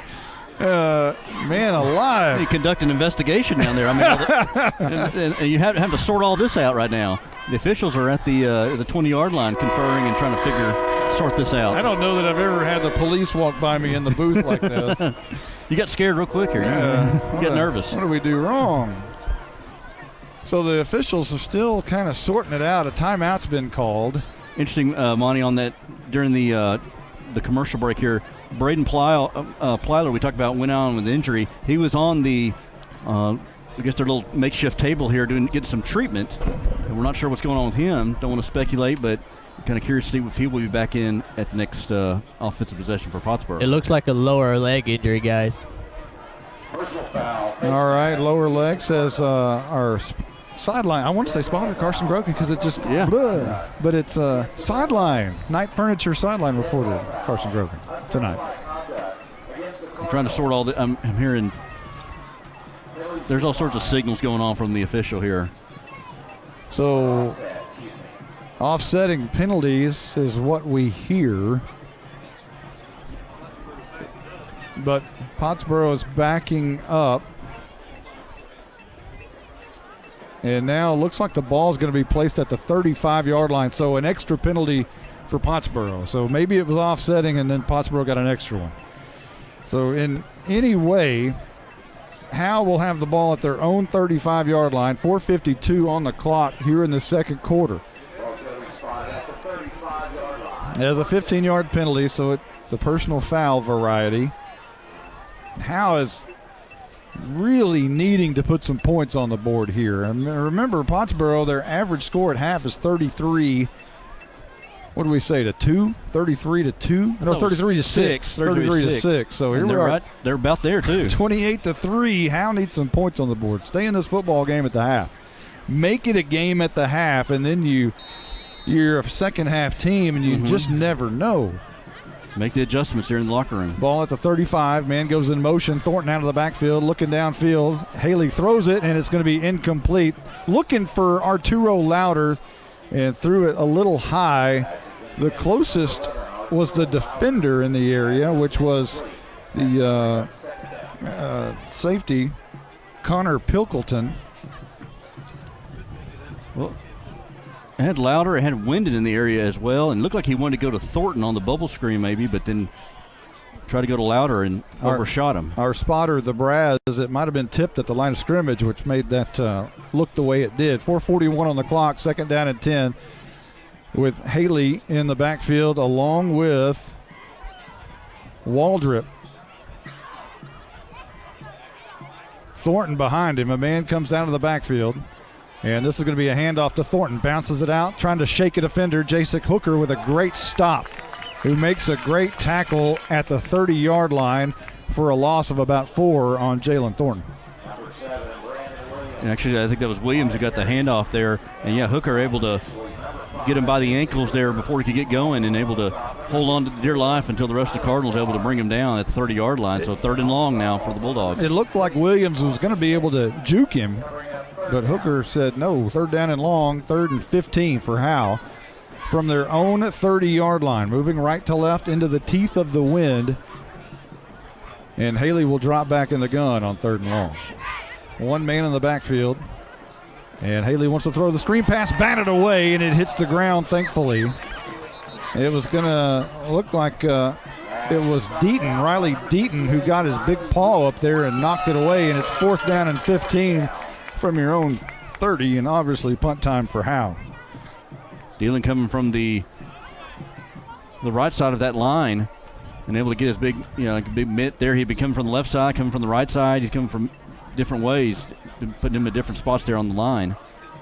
And he's a big kid, able to come up there and knock it down. We'll check some scores in the area here in just a moment. We'll put the Braz on that. 3:53 on the clock. 28-3, Howe trailing at Jim Henderson Stadium. Nothing new there. Howe hasn't won here since 1988, and now whistles before this one can get underway. And this one's going to be a delay of game, I guess, against Howe. Maybe timeout. Timeout's been called. All right, we'll take 1-2. We'll be right back right after this.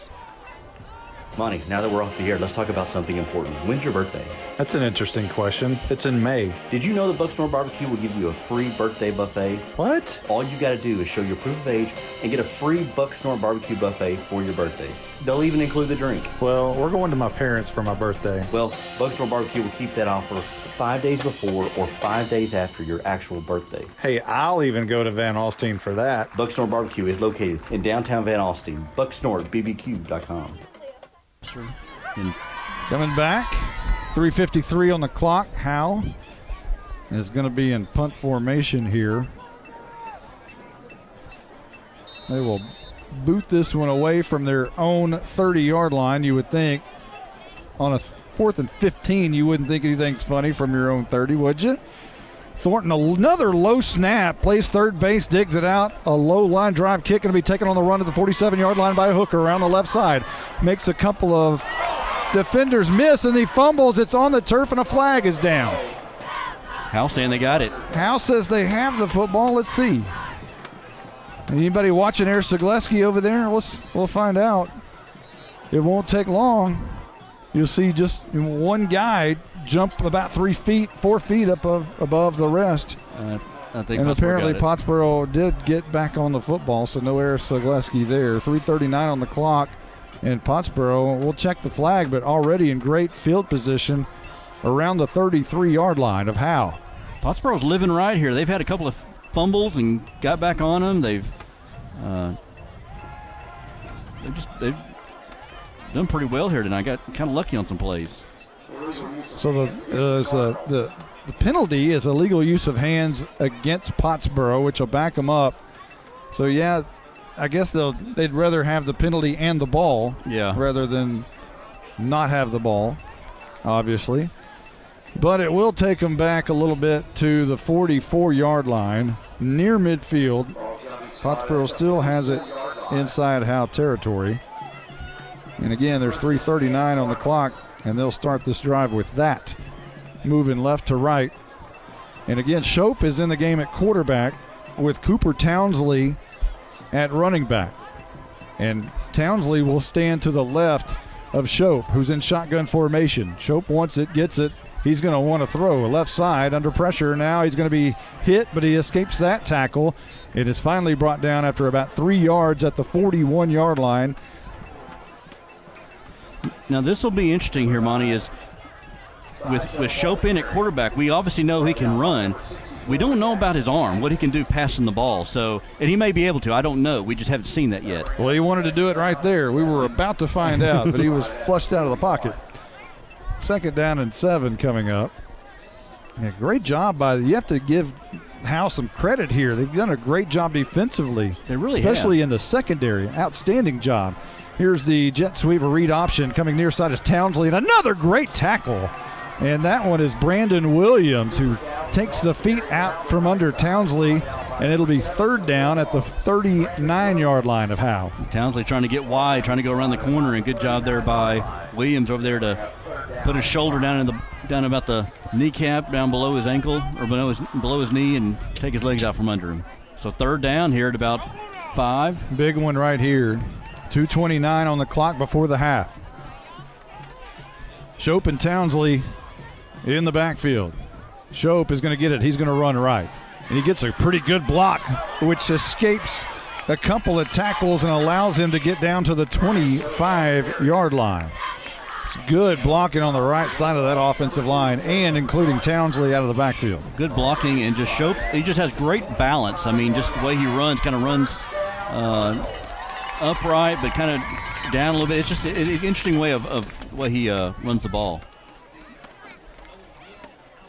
Raines right now leading Bonham 26-0. Well, no surprise there. And we'll check some more here in just a moment. 1:51 on the clock. This is Shope running it straight up the middle. Again, in at quarterback for Plyler.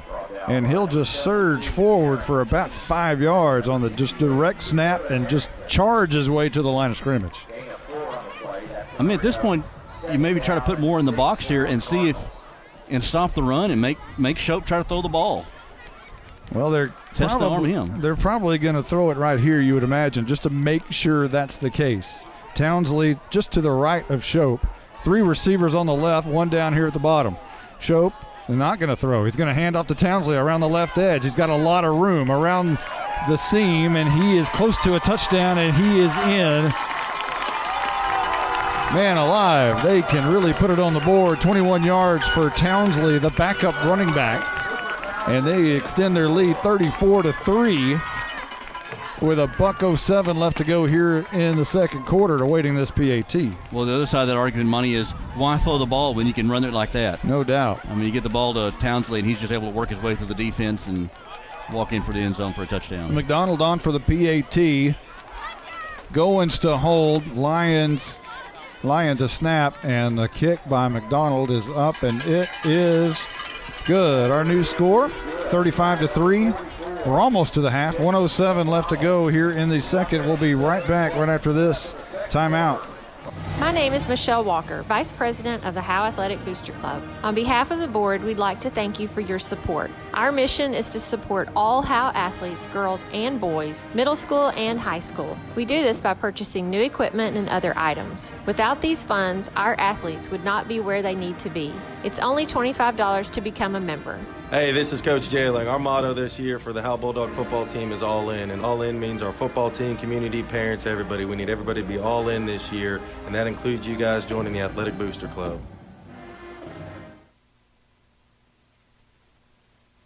I'm attorney Micah Belden, and I will always be a Bulldog. I'm a proud graduate of Howe High School. The great leadership from our teachers and coaches helped me be able to become one of the few certified criminal law specialists in Texas. While I love the black and white, in trials, everything is not always that way. If you've been investigated, arrested, or charged with a crime in North Texas, you need to call me now at 903-744-4252 for a free consultation. I'm board certified by the Texas Board of Legal Specialization, Principal Office, Sherman, Texas. Welcome back. We're ready for the Tech Wave kickoff, I believe. And McDonald will kick a high pooch kick. This time will bounce at the 25-yard line, be taken on a hop. And that's Thornton, and he, I believe, it may have been Williams actually, and it's Williams, and he'll make his way to the 31-yard line where Howe will try to punch it in before the half. There's 1:02 on the clock. On the hit exterior scoring drive recap, went 5 plays, 44 yards for Pottsboro, a 21-yard touchdown by Cooper Townsley gives us our new score of 35-3, 1:07. Was on the clock when he scored. 1:02 now. And Haley in the gun going right to left towards that north end zone. One man in the backfield with him is Jalen Thornton. That's not Thornton, that's Williams with him in the backfield, and Thornton is the slot on the near side. Jordan Jones at the bottom, in for Wyndon. Haley wanting it. Barking, gets it, drops back, 3 steps, looks, fires across. That's going to be incomplete. I think that might have been tipped again. I think it was too. So Haley having a lot of trouble getting the ball over that big defensive line, and it falls incomplete. Second down and 10 with 57 seconds. And it is a big defensive line. They got some tall boys down there in the trenches. Howe will get the ball to start the second half. You'd like to score right here. And as a matter of fact, you'd like to take all 57 seconds to do so. Score and don't give them any time. Williams along with Haley on second down and 10 from their own 31-yard line. And this will be a handoff to Williams up the middle, and it's good for about 3 up to the 34-yard line. And now I think the clock has stopped at 53. A timeout's been called by Pottsboro. They're trying to get the ball back. Up 35-3. They're trying to get the ball back. We're going to take a quick timeout before I throw up.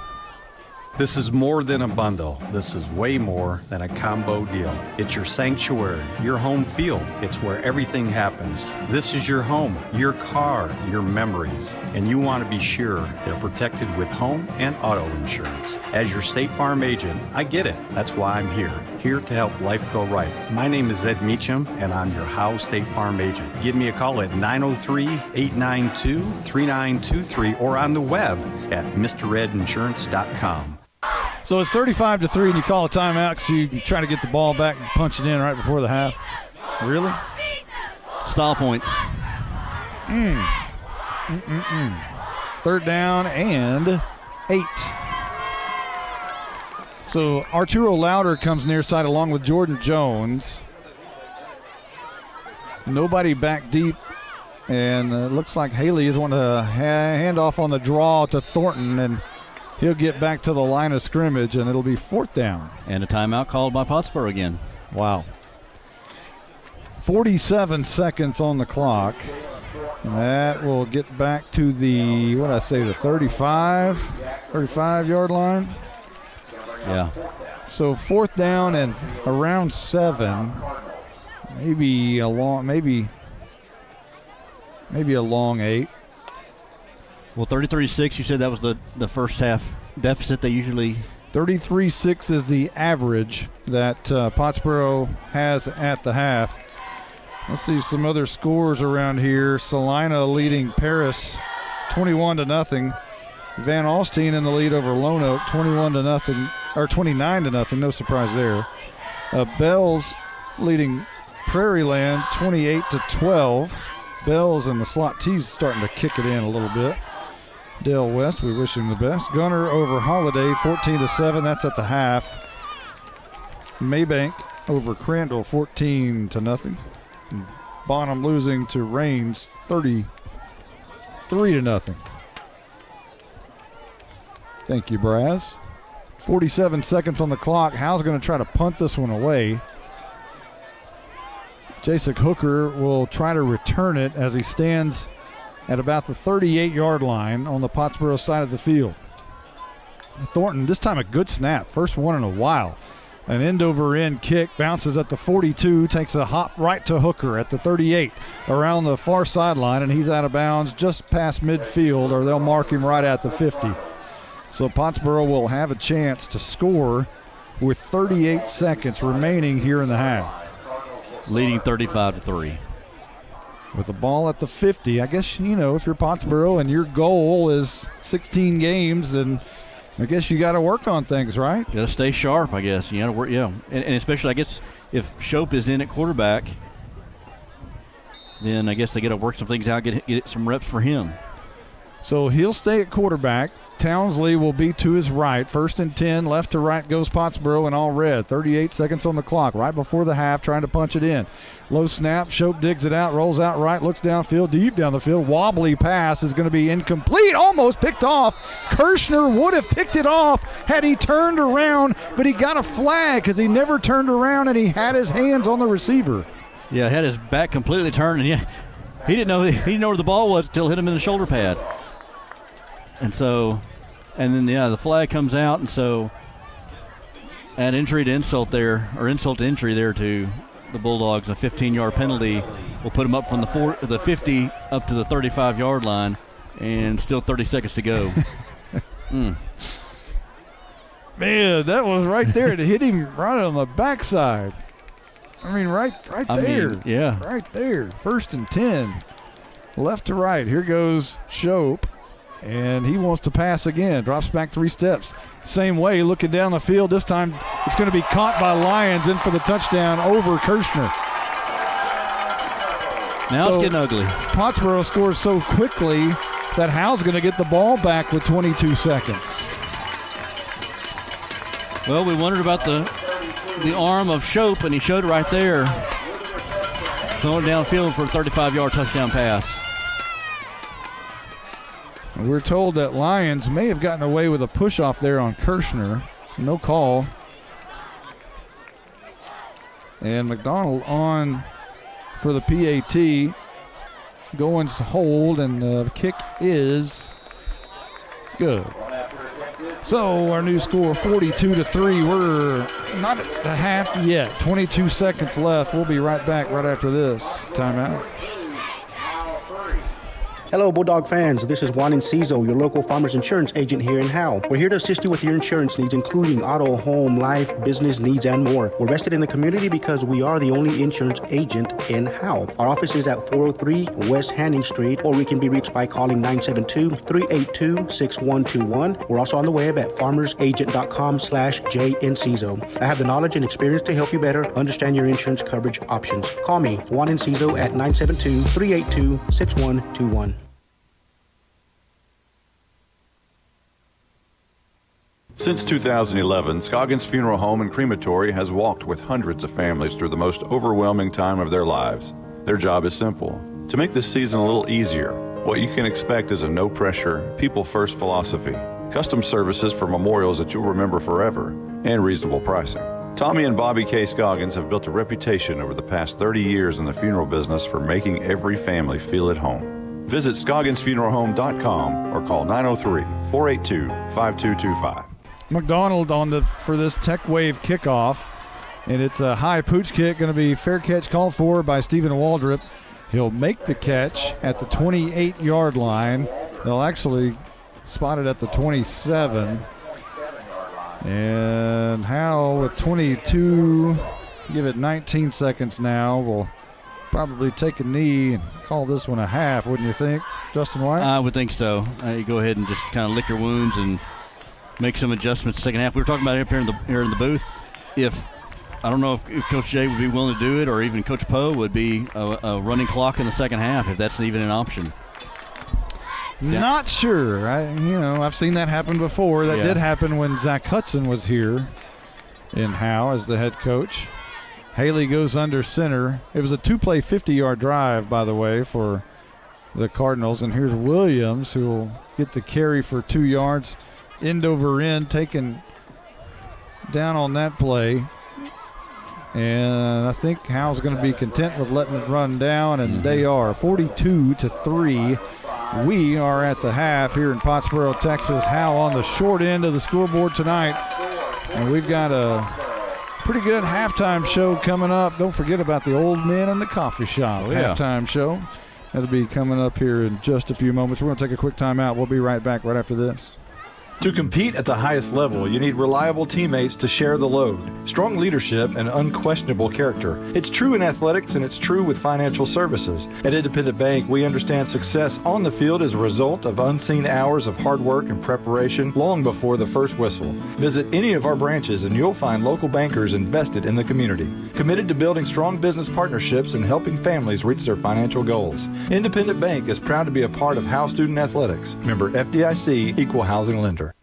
This is Larry Mays. I'm the master plumber and the owner of Torque Plumbing in Howe, Texas. We do commercial and residential plumbing, everything from major construction of new restaurants to service plumbing calls to local citizens. We even service water heaters. We're located here in Howe off of Highway 75 at 102 South Collins Freeway. We're family owned and operated and are vested into the Bulldog community.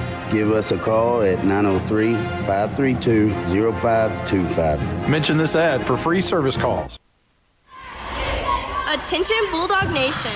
Come down to the Sonic and Howe for half-price shakes after 8.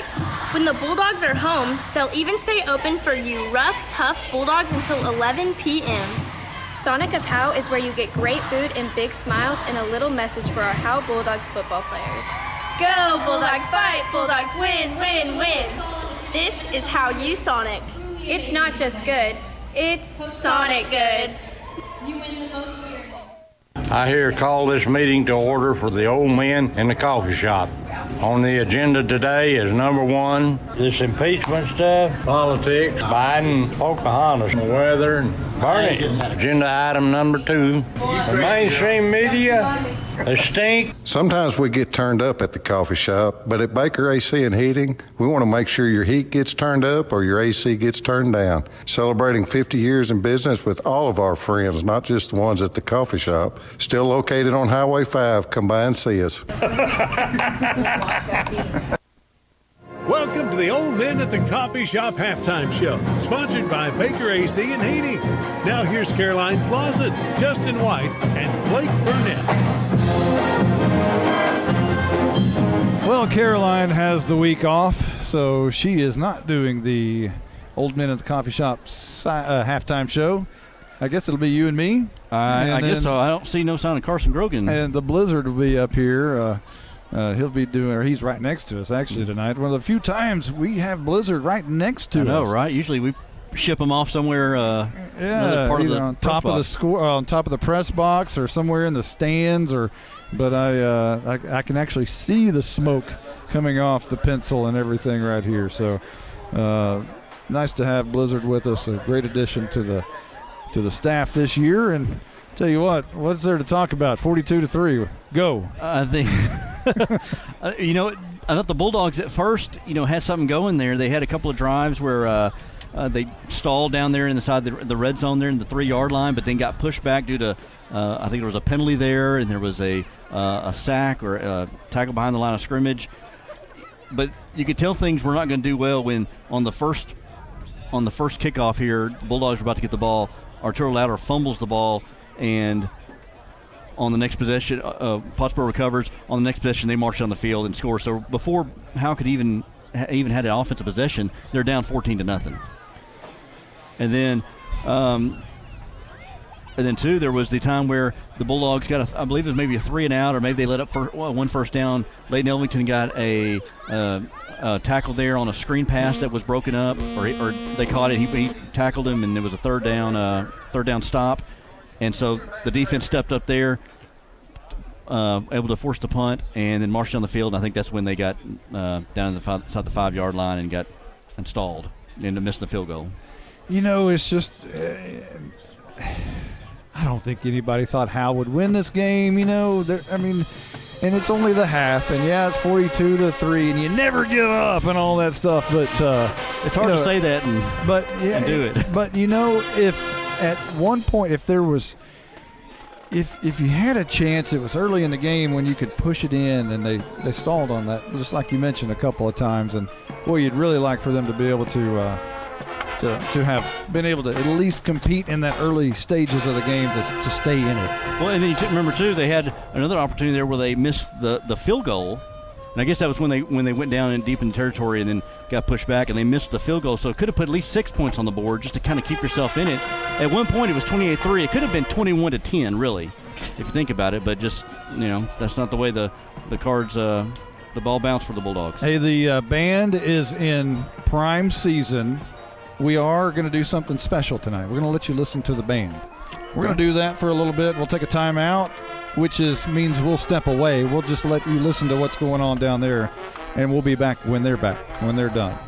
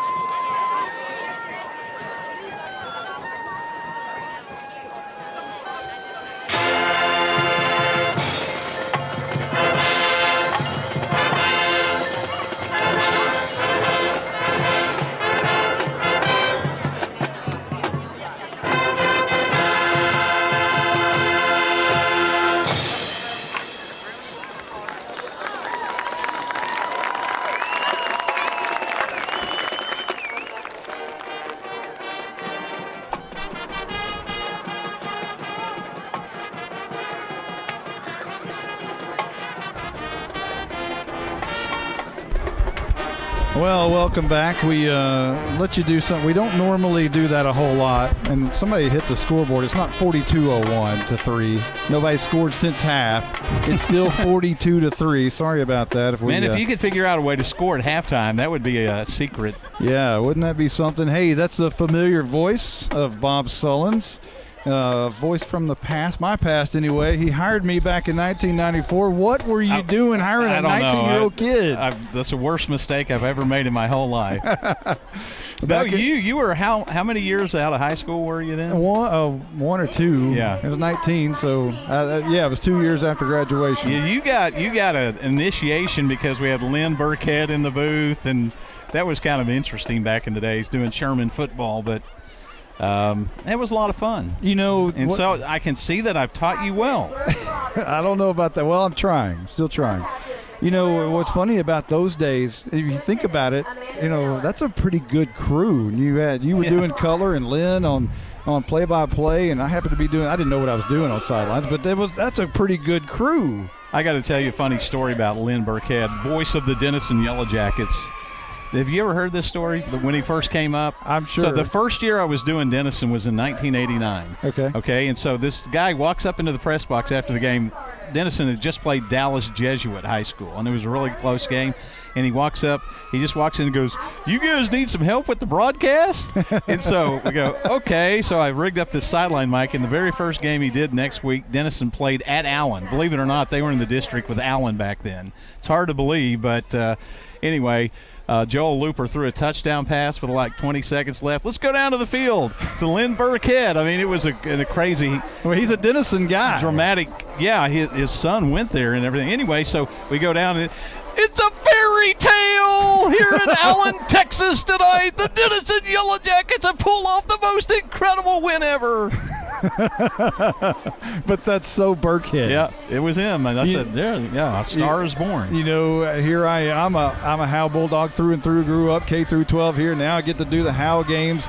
Very similar to what Lynn did. It's like a dream come true. Yeah, it's like if a fairy tale. You're living the dream. So if Lynn doing Denison is very similar to that, but Lynn doing Sherman games for those 5, 6, 7 years. That was something else. That was weird. I'll tell you another interesting story about that. So we switched from doing Denison to Sherman, and he just begged me. I mean, he's like on his hands, "Please let me do the play-by-play, please, please." And I said, "Okay, I'll let you do the play-by-play." Just for giggles, the first game that year was in Fort Smith, Arkansas. It was at Fort Smith Southside. Don't tell me it was a slot tee or something. No, it was a Delaware wing tee offense where the quarterback takes the ball and turns his back on the scrimmage and guys go by and they all fake it. Yeah, and you never know who has the ball. And Lynn had a terrible time doing the game. And after the game, he goes, "I'm terrible. I'm never going to do another game. I don't want to do football anymore." I said, "You're all right. It's okay."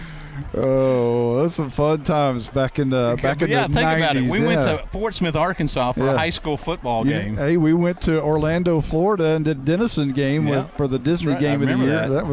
That was quite a trip. But let's talk a little bit about this one. I know there's not a whole lot to talk about, 42-3, but Plyler, I guess that's the story. Is he coming back? Do we know? That's a sad deal. He's actually been hurt every year. He played a little bit of running back as a freshman, hurt his knee that year, and missed the end of the season.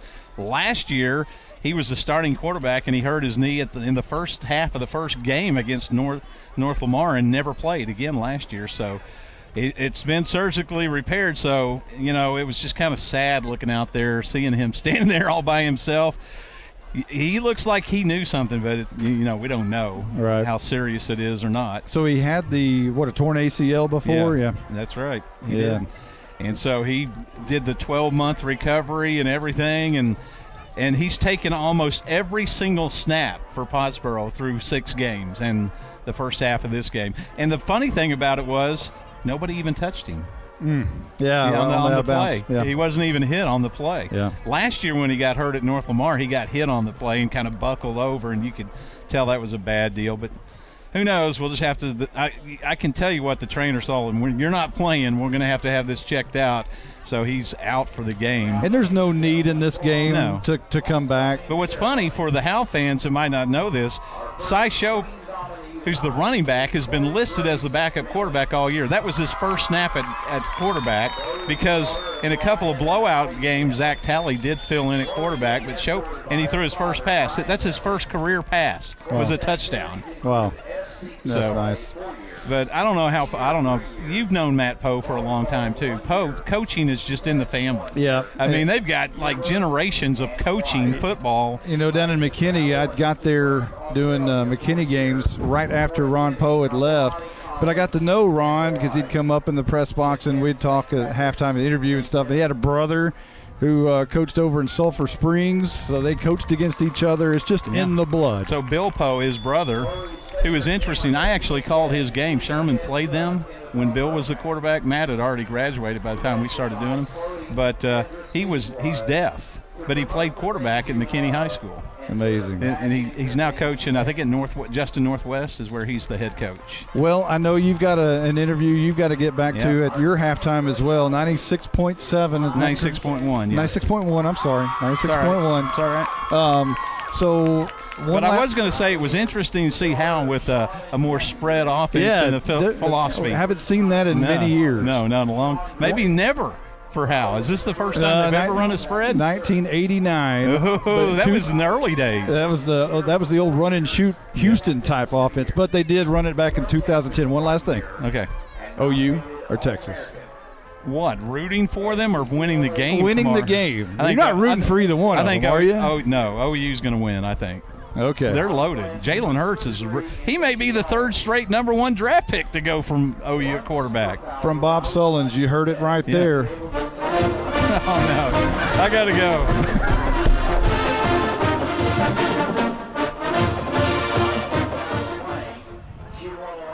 I here call this meeting to order for the old men in the coffee shop.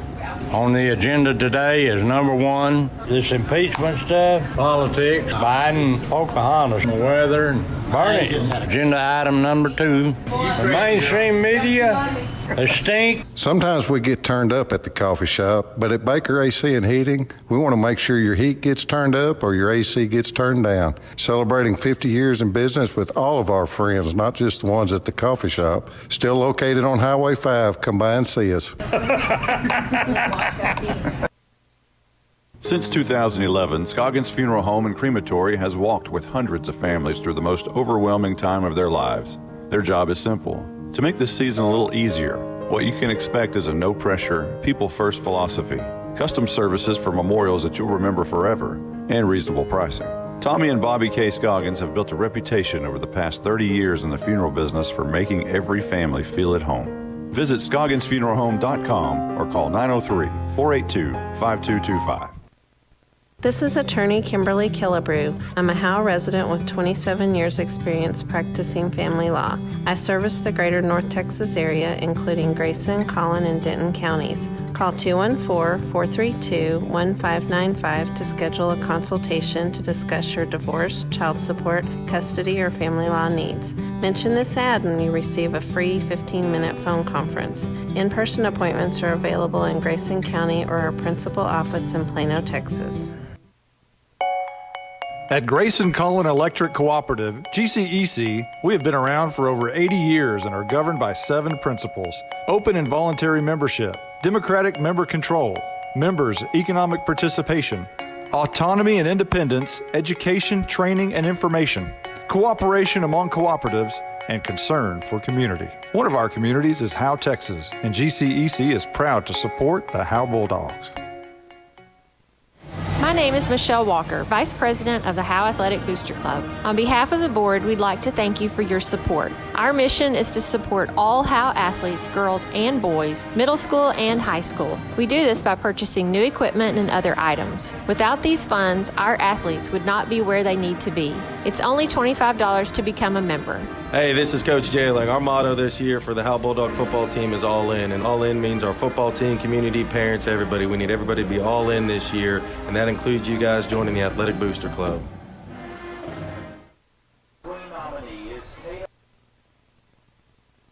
Welcome back to the Old Men at the Coffee Shop halftime show, sponsored by Baker AC and Heating.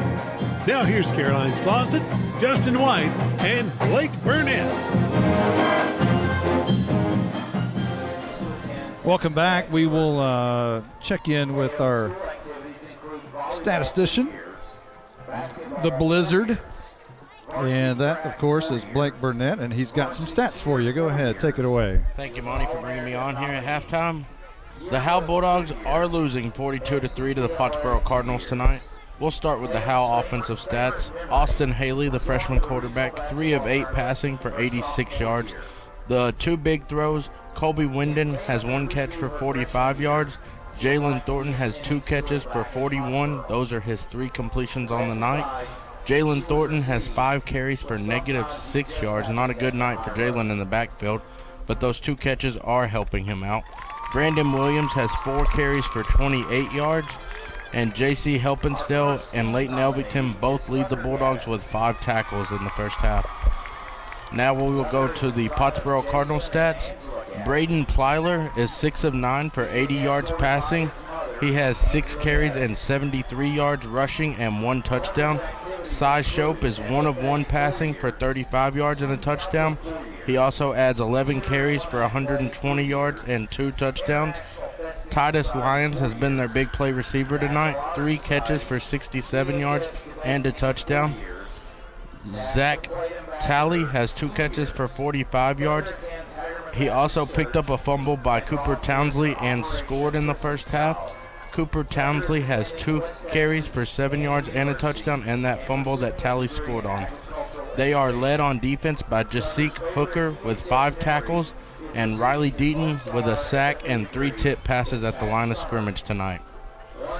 All right, thank you, Blizzard. What if, 42-3, there's not, we're not talking about how do you get back in this game and what do so what do you foresee in the second half? I see a lot of running football by both teams. Just try to get out of here healthy and get to the next game. I was talking to Bob earlier, and he was talking about I can't remember which game he was talking about because Pottsboro's blown everybody out. But he said the first half took an hour and a half. The second half took 24 minutes. So we could be looking at something like that. The Howe Bulldogs and Pottsboro Cardinals don't want any more injuries, and they would love to have that tonight. Yeah, I think you're right. And one thing we were talking about off the air is that I think you mentioned it. You just want to get out of here without any injuries. This game doesn't matter. The next 2 weeks are the ones you got to win. So if you can get out of here without injuries, that's kind of a victory in itself. That's all. Howe came in here wanting to win the game, but the real victory is getting out of here injury-free tonight. Yeah, I agree. We're going to take another quick timeout. Thank you, Blizzard, for the stats. We'll be right back right after this timeout. Monty, now that we're off the air, let's talk about something important. When's your birthday?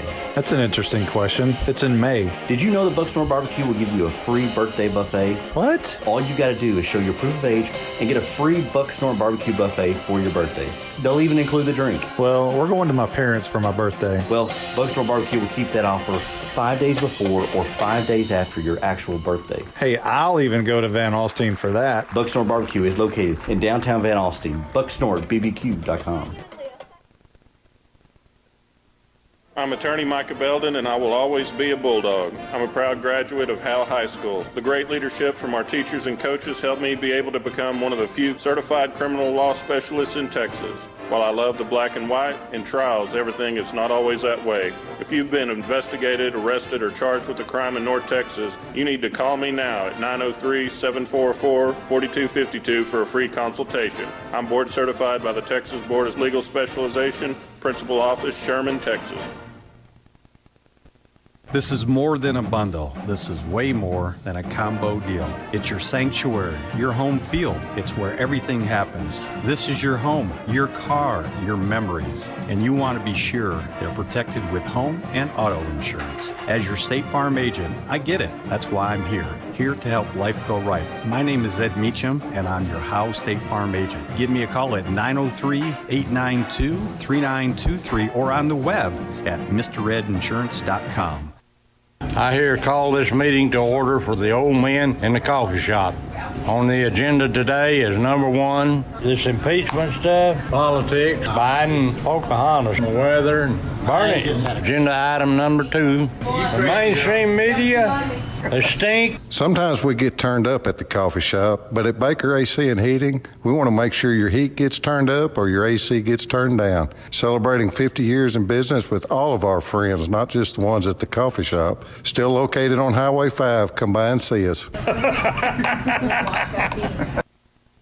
Welcome back to the Old Men at the Coffee Shop halftime show, sponsored by Baker AC and Heating.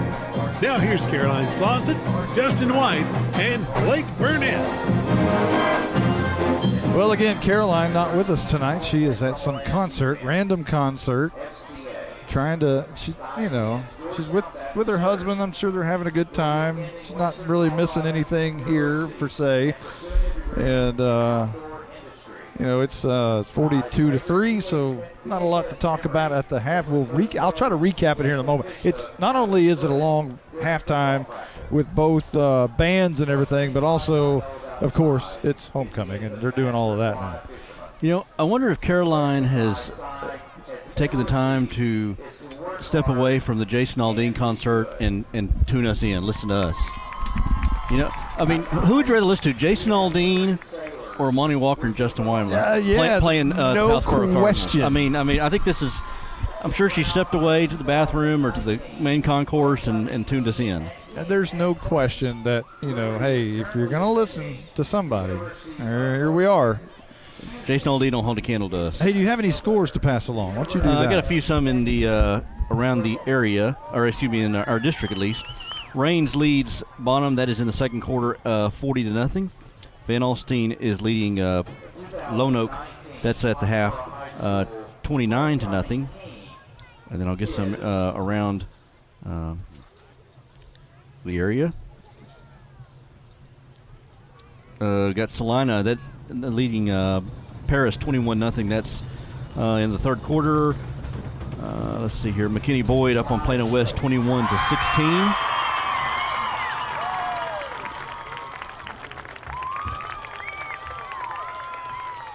Wiley East trailing McKinney North 42-7. That's in the third quarter. Melissa Big up on Anna 32-0. Collinsville trailing Valley View 35-0. That's at the half. Blue Ridge 7, Cooper 6. That's in the third quarter. Honeygrove leading Wolf City 26-0. S&S at the half trailing Henrietta 13-3. I believe S&S may be trying to look for their first win of the season. Yeah, they're still looking for the first win of the season. Farmersville up on Community 30-7, and Ponder down big to Pilot Point in the third quarter, 57-0. That's in the third quarter, and I think that's all I got. How fast can you slam down a little bitty tiny sandwich? You just did it, huh? Right during the time you were doing the scoreboard. I tried to talk slow. That sucker went down. So, Cy Shope is named homecoming king over here. I'm about to say, he's doing a little bit of everything. He's got that big crown, the red, huge velvet crown on his head. Maybe, hopefully he'll play with that in the second half. That'll be a little dangerous. It'll be good for the Howe Bulldogs. Trying to lower his head, trying to get extra yardage. Let's recap it real quick. Pottsboro took the ball first, and they started at their own 25-yard line. Took really no time to score, about 4 minutes off the clock, and went 6 plays, 75 yards. Scored on an 18-yard touchdown by Plyler, and that gave Pottsboro a 7-0 lead early on as we get a nudge from Pam Kirby up here, the cheerleading coach. And then Howe's first, right? Cheerleading coach, right? Huh? Yeah, coach. Yeah, cheerleading coach. I got it right. We went K through 12 together, and she's always mean, and she was actually nice that time. All right, so Howe's ensuing kickoff. They were going to get the ball for the first time, snap it for the first time, and it went to Arturo Louder on the kick return, which ended up in a fumble, and Pottsboro took over at the Howe 38-yard line, and they went 2 plays, 38 yards, and scored on an 11-yard touchdown by Cy Shope, his first of the night. The first touchdown was an 18-yard run by Plyler. So Howe gets the ball for the first time to snap it with 7:05 left to go in the first quarter at their own 34-yard line, and go 4 plays, 44 yards down the field and ended on a 39-yard field by Kevin Flores, his second successful field goal of the year. This one 39 yards. The first one of the season was 30. Pottsboro's next possession, at that point it was 14-3 with 4:26 left to go in the first quarter, and it was a game. Especially it was a game after Pottsboro took the ball and went 4 plays and out, and I had to punt it back to Howe. And then you're thinking with 2:29 left to go in the first, hey, if Howe scores here, game on. Well, Howe started at their own 48-yard line, got all the way down to the 3, and ended up backing up on penalties and things like that. Missed a 32 or 33-yard field goal. That gave the ball back to Pottsboro at their own 20-yard line. And they went 5 plays, 80 yards, scored on a 6-yard touchdown by Shope, and that upped the lead 21-3 with 10:47 left to go in the second. And that really was your game changer right there. When Howe couldn't get points, late in the first quarter, that really changed the entire game. Howe took it with 10:40 left to go in the second at their own 26-yard line, had to punt, gave it back to Pottsboro with 7:53 left to go in the second. At their own 32-yard line, they drove down 9 plays, 68 yards, and scored on a scoop and score by Talley, who picked it up. It was a fumble by Townsley. It landed right in the lap of Talley, who ran it the 5-way for 13 yards for the score, and that gave Pottsboro a 28-3 lead with 5:05 left in the second. And the big play of that series was a 4th down fake punt conversion that kept the drive alive. So Howe got it at the 4:52 mark at their own 35-yard line, had to punt. Pottsboro got it at the Howe 44-yard line, and it took them 5 plays, 44 yards to score on a 21-yard run by Townsley to up the advantage 35-3 with a $1:07 left to go before the half. Howe got it and had to punt, but guess what? Pottsboro kept calling timeouts because they wanted to score one more time before the half with 33 seconds, kept calling timeouts. They got the ball with 38 seconds, went 2 plays, 50 yards, and it was a 35-yard touchdown by Shope, who's in at quarterback now for the injured Plyler, who apparently will not return tonight. Howe got another attempt, went 1 play and down, and went 3 yards, and that was the end of the first half. And here we are just about ready for the second half. Pottsboro's come through their tunnel, and now Howe appears to still be stretching on their side, waiting to come through their big tunnel. I agree with what Blizzard was saying earlier about at this point in the game's pretty much well in hand. You just kind of hope everybody gets out of this thing healthy. Nobody has any more injuries. Bulldogs, these next 2 games after tonight are really important for their playoff runs. You play Lone Oak next week at Bulldog Stadium, then you go on the road to Commerce. So those 2 games are pretty much must-wins to be in the playoffs. You got to have all hands on deck for the next 2 weeks. That is a fact, and I agree. The biggest win tonight is getting out of here with all your players upright. Nobody on crutches, that kind of thing. Luckily, the Bulldogs haven't gone through a period where a sickness hits your team, and I hope I'm not. Yeah. I hope I'm not jinxing them, and I'll probably hear from my mother, you just jinxed them.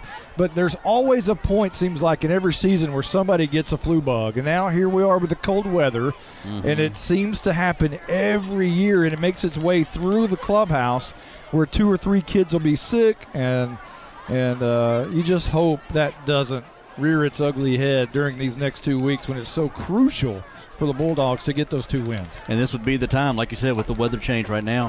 And also just having – I think it was just the Bonham game, I believe, and maybe even arguably the Ponder game where you've had everybody on deck. You haven't had Caden Harmon here last week or really tonight. He's been dressed out but hadn't played him. So you hope next week with these next 2 games you have everybody healthy, everybody ready to go, and all your bullets in your gun, everybody in your arsenal ready. Well, I know everybody's waiting to hear from one person down there.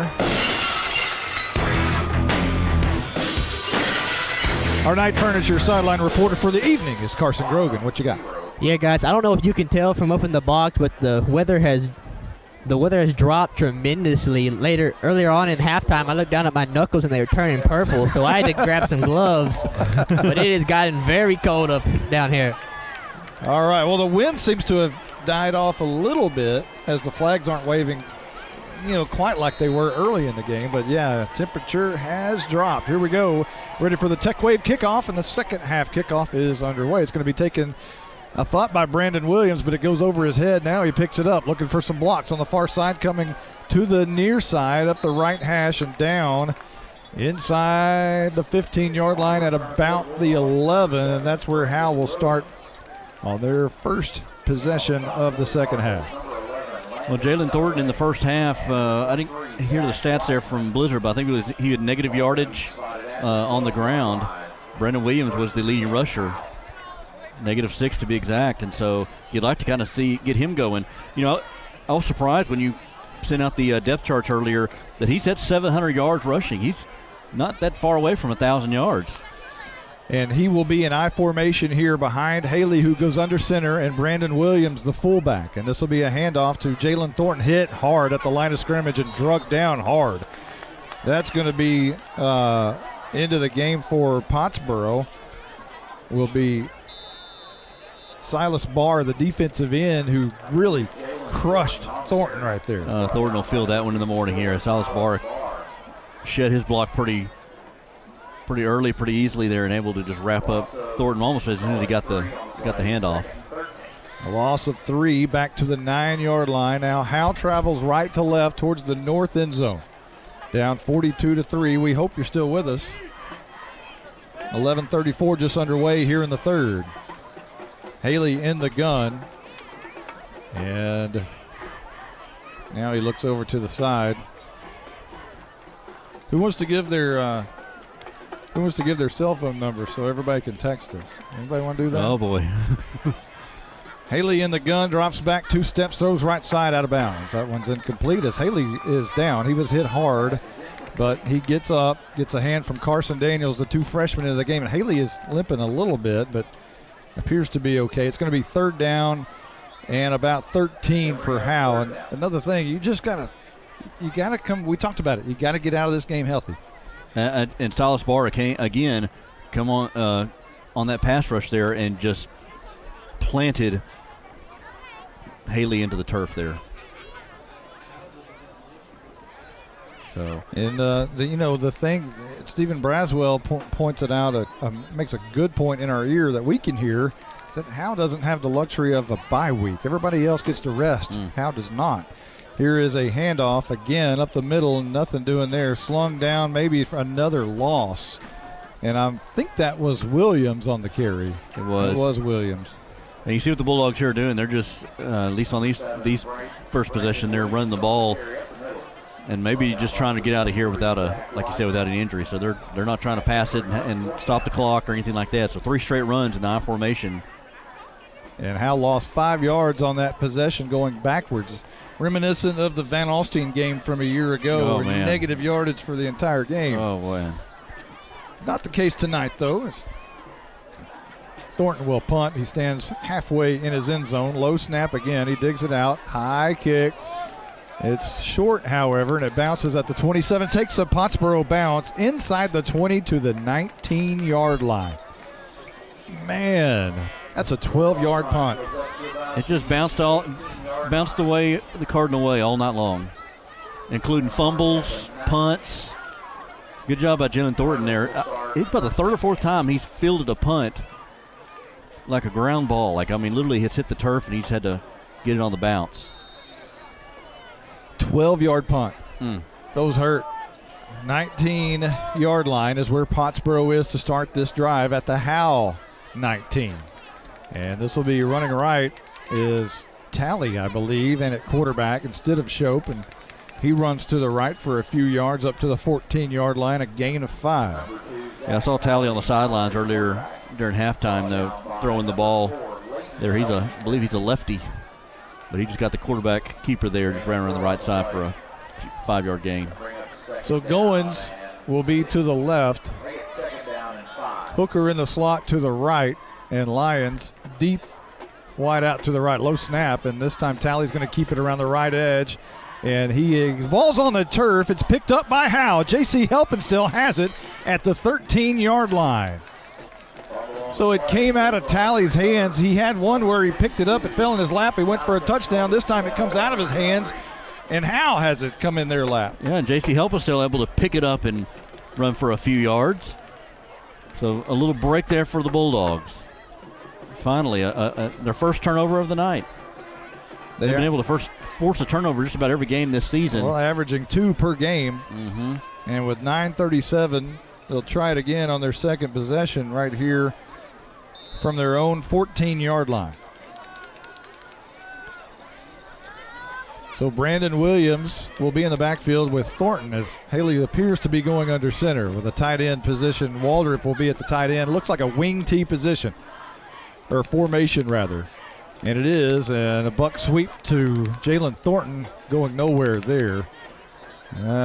Maybe another loss, and Thornton just going backwards all night long. It really is. That one to the 12. So he comes in the game on averaging 8.5 yards a carry. Hasn't got anything even remotely close to that tonight. You know, early on in the first drive, I guess it was Williams who was popping through and making big runs, but Thornton has really not been able to have that seam that he normally has. He's so quick, but he's being bottled up here. I think they really zeroed in on him tonight, that they weren't going to let him beat him. High formation look. Haley goes under center. And this is going to be a toss. Near side to Thornton, and he can't escape tackles. And just going nowhere, and now a late flag comes in from the back judge. That was thrown from way back there. Brett Little, he's an old quarterback, and he threw that flag like he was still in bells. I think it's going to be on Jackson Atkins for a late hit. Oh, never mind. It's going to be a hold against Howe. And it appears. It looks like a hold. So I'm not sure. I don't want to blame it on Atkins, but it is a hold. It is a hold. And they're going to decline it. Pottsboro is going to decline it. So it'll be third and about 13 now. Good thing is that the clock keeps running. 8:36, 8:35. Haley wants to throw it deep down the near side, looking for Wyndon. It goes up for it, and it's batted away, incomplete. Pretty good coverage on the near side by the cornerback, Connor Pilkington, and it falls incomplete. Fourth down coming up, and another punt coming up, and you hope this one's not 12 yards. Yeah, 12 yards, and that Thornton's able to field it as well as he has been. So Bulldogs that's on their part of first. the problem. He's had to go down and field these snaps and hasn't been able to have, he's had one true snap directly to him. So 8:28 on the clock. The incomplete pass stopped the clock, and here we are. And Thornton a flag down. Punt this one away. It's a end over end low kick, going to be taken at the 41-yard line by Shope, coming near side and out of bounds at the 25-yard line, but just check the flag. See what that's about. Any idea down there, Mr. Grogan? You get a look at that? I think that was offsides. I think it's offsides on Pottsboro. Oh, false start on Howe. False start on Howe. And did Thornton, Carson, did you see Thornton get hit there when he punted that ball away? No, not really. He more like grazed his leg than hit him. That's when you do the little acting and you fall down like you've been just. Like the NBA players. Yeah, you flop like it's no tomorrow. So now Pottsboro will have it at the 20-yard line. Howe's 20-yard line. And this is going to be Townsley spinning out of tackles, spinning out of more tackles, 8 yards, 9 yards. Are they going to stop? Is he still going? The ball's on the turf. Whistles did not blow. Did Howe have this? The ball's at the 1-yard line, maybe the 2. No indication of who has the ball, and I believe Pottsboro has it. The ball fell forward, and now another late flag comes in. There was a melee there when I thought Townsley was about to go down, and the ball, I thought there was a fumble. There was a fumble. I thought maybe Howe recovered it, but the ball just popped out and then went down the field toward the 1-yard line. And I guess Pottsboro got on it, I think. So now, after the flag, both teams go to the sidelines. There's 7:54 on the clock. Pottsboro still up 42-3. Unsportsmanlike conduct against Pottsboro. So that'll back it up from the 2 should be about the 17-yard line. So we'll see where this one, where are they gonna spot it from? Oh, they'll spot it at the 17. There we go.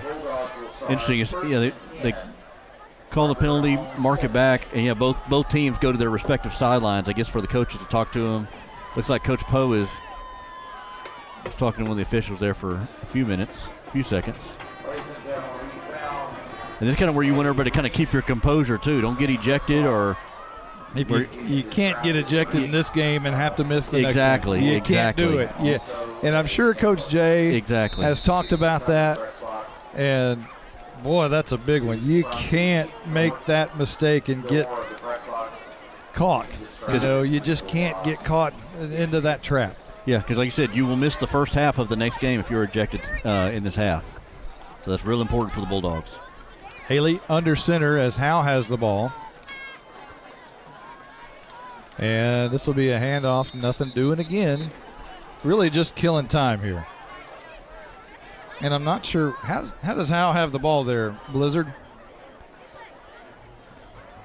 They ruled that Howe recovered the fumble. There we go. Yeah. They didn't rule it very well, did they? We didn't know. We didn't know. We're like, how does Howe have the ball? Okay, all right. Well, I guess the PA figured it out somehow. The ball at the 14 was originally at the 17. Now the 14 as Howe continues to go backwards. Haley wants to throw quick out to the outside, and that one's going to be incomplete. And his intended receiver was his Gronk, Stephen Waldrop, and that'll bring up a third down and about 13. That little slant there, trying to get a slant there to Waldrop. He's missed his receiver there on those slants about 2 or 3 times, just overshot him.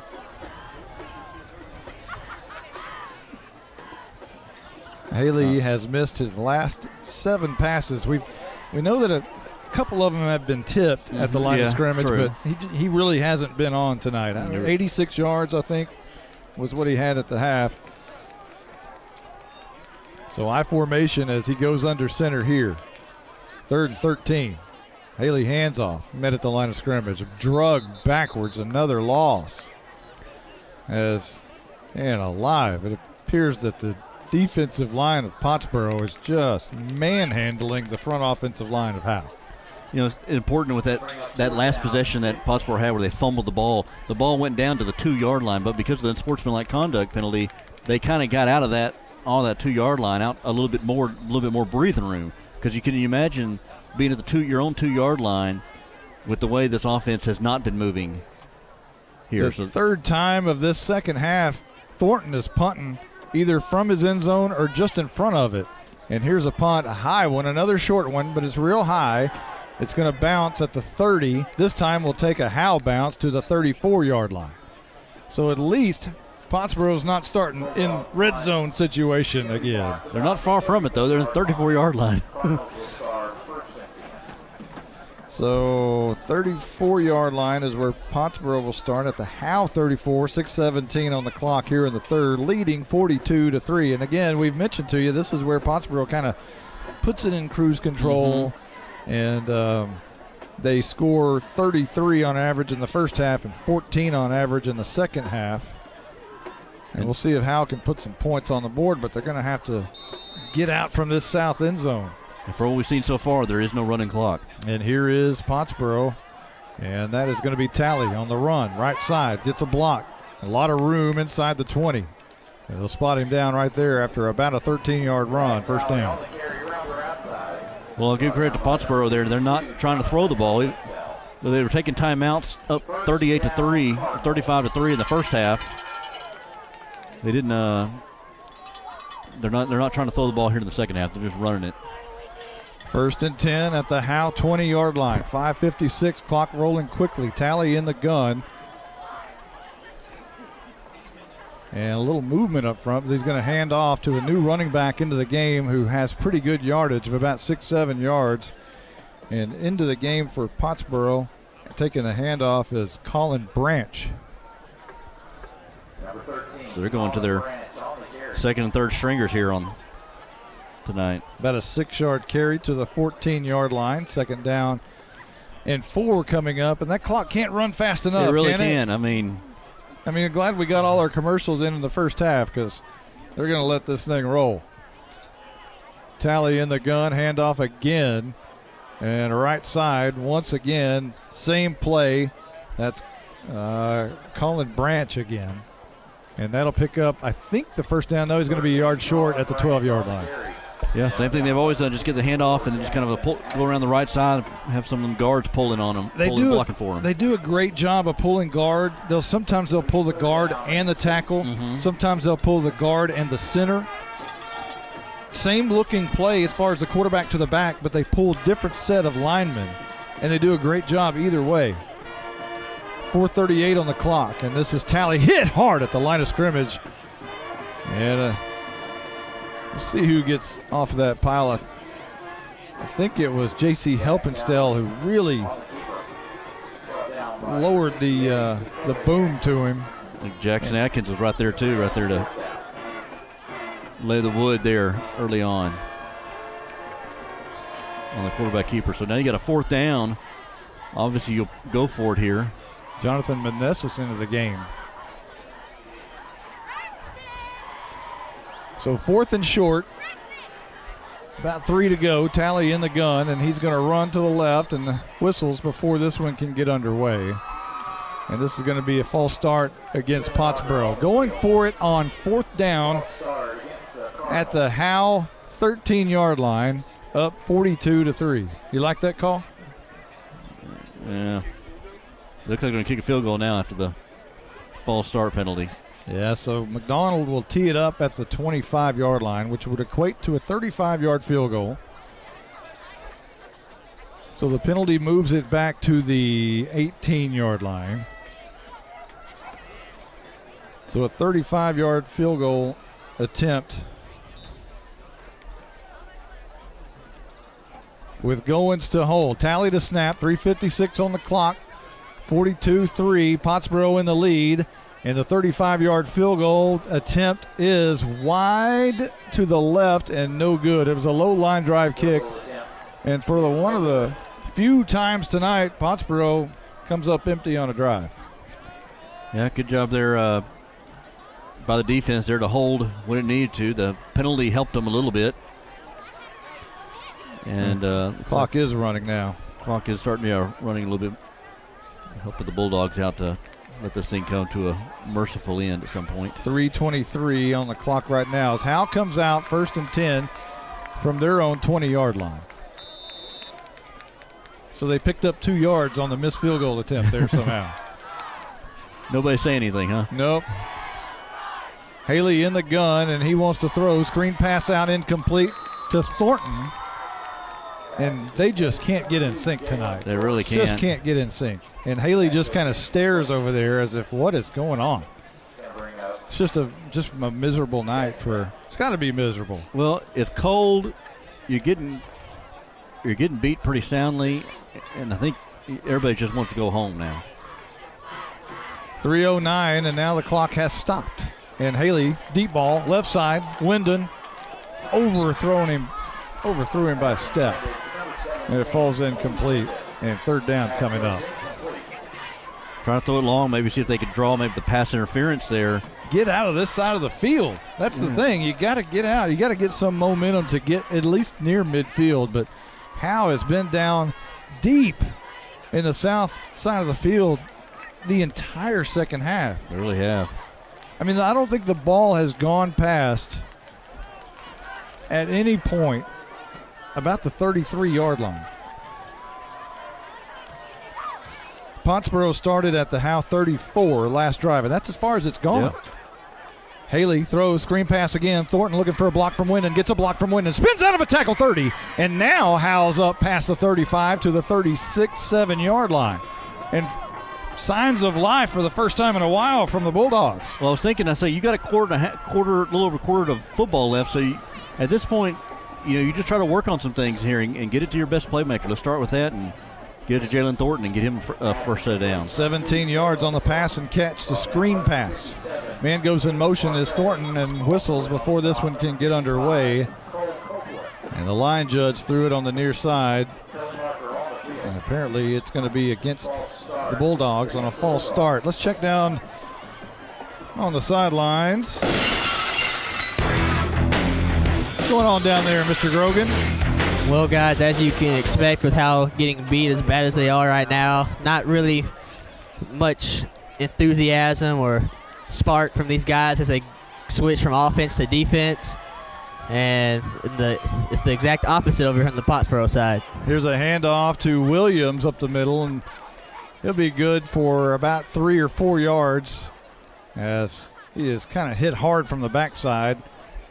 It was 1st and 15, now 2nd and 11 coming up with the ball now at the 37-yard line. Bulldogs looking like they were trying to hurry up for a moment and now stall for a little bit. Williams flips from the left side of Haley to the right, and he gets the handoff here up the middle. Now he bounces it out to the right side, a little bit of room as he crosses midfield to the 48-yard line and now 49-yard line of Pottsboro. I'll draw up the middle there to Williams. And again, like I said, a little life here by this Bulldog offense. They're going to try to go fast here. Howe barking, wanting it. 1:34 on the clock, and it is rolling.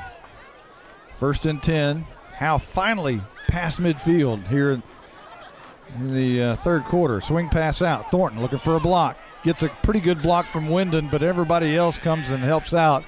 But it's good for about 6-7 yards there to the 43-yard line. Well, for the first time tonight, yeah, you're seeing this offense with a little bit of rhythm here. Now, I don't know if this may be against the second string of the Pottsboro Cardinals, but you take what you can get right now.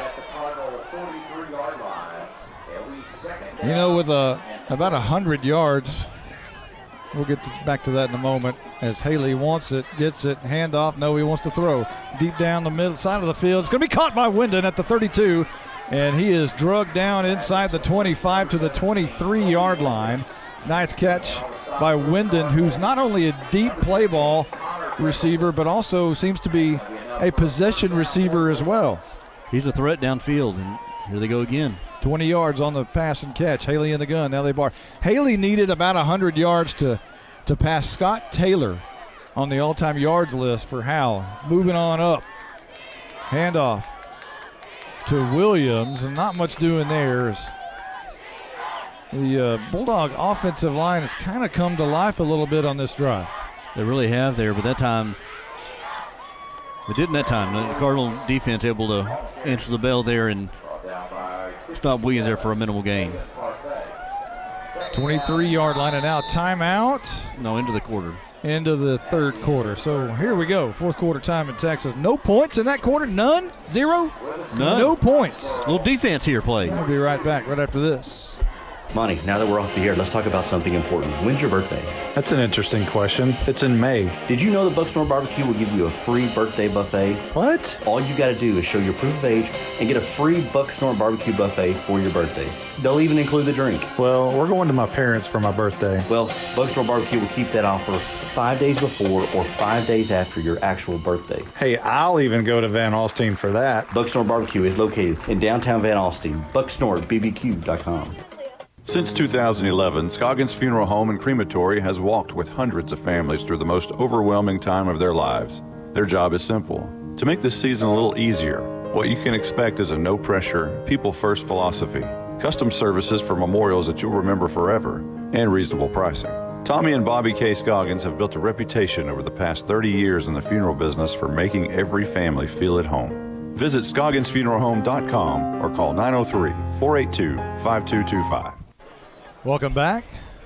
It's the fourth quarter, and Howe is driving at the 22-yard line. It appears that's where they'll mark it. My goodness, it's the fourth quarter. That went by fairly fast, didn't it? It did. Lone Oak and Van Alstyne are done. Van Alstyne wins 36-0 over Lone Oak. Final. What was the score? 36-0. 36-0.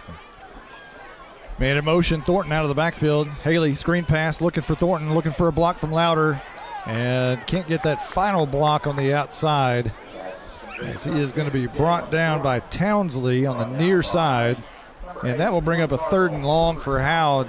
You know, the Bulldogs really desperately need to get points here just for confidence sake. They really do. I'm making the call here. I say like a little wide receiver, little tunnel screen there to maybe Thornton or maybe Louder. How about Louder? We're going Louder for the call. 3rd and 13. 11:26 left to go in the game. Haley and Williams in the backfield. And Williams will be to the right and maybe a step, maybe a half a step behind. And Haley screen pass on the far side for Thornton. And he cannot escape the tackle on the outside. It looked like Thornton, who normally breaks that tackle. Mm-hmm. Normally one person does not tackle Thornton. Really not. But that time, a great play by the cornerback on the outside. It'll bring up 4th down and right about 9 for the Bulldogs, who obviously will be going for it here from the Pottsboro 23-yard line. Now I'm putting in the call here. 4th down, they're going to do that little wide receiver middle screen there they do. Okay. High formation with a tight end. And Haley will fake the hand, looking down the field, flush down to the pocket, going to have to throw. He's brought down hard as he throws. And it appears like he's going to be okay. Every time Haley goes down, I just kind of cringe. Well, remember, he's a 14 years old. 14-year-old kid. He gets slammed down by some of these big guys. You know, I'm going to have a kid on the field here one of these days, and I'm going to be I don't know how I'm going to do it because I can't do it with Haley out there. I know. This, like I said, these are some big boys here from Pottsboro throwing him on the turf. But incomplete pass, so Bulldogs ball goes over on downs back to Pottsboro. 10:27 on the clock.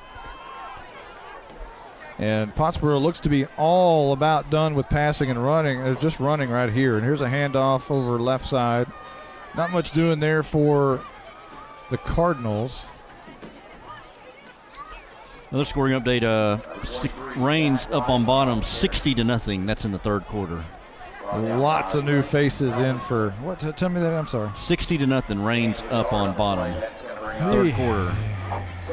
We thought we had it bad. How many did Howe score on Reigns? 28, wasn't it? 28. Hey, 28 better than bottom. All right. Isn't that about what it was anyway? Here's a tackle by Brusso after about a 3-yard gain at the 24-yard line. Brusso, they call him. Brusso. Brusso on the tackle. So looks like Pottsboro is going to have a 3rd down and long situation somewhere around the 24-yard line, and that's where they'll mark it. Hunter Brusso's dad listens to our games if he's on the road. And so yeah. I don't know if he's listening tonight. So, Mr. Brusso, if you're listening, thanks for appreciate tuning in. that. And Pottsboro wants to throw. Talley, left-handed quarterback, throwing deep down the field, some pushing, and a flag is down. The ball's intercepted by Jordan Jones, but this one's coming back.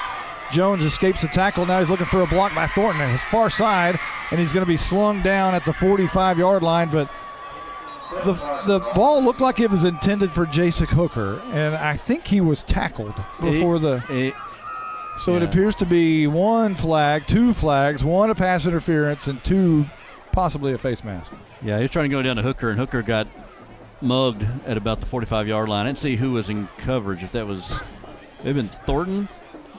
Jones with the interception. That was Jones in coverage. So Jones was in coverage there on the interference, and he got the interception.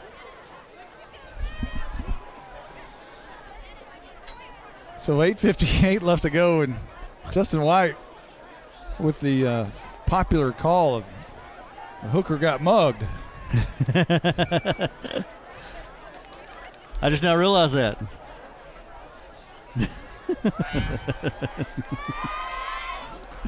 I promise that wasn't intentional. I'm just in character right now. I'm in my element. So personal foul, face mask against Pottsboro, and a pass interference against Howe, offsetting replay the down. So Hooker didn't get mugged after all. He didn't get mugged. They're going to negate that mugging.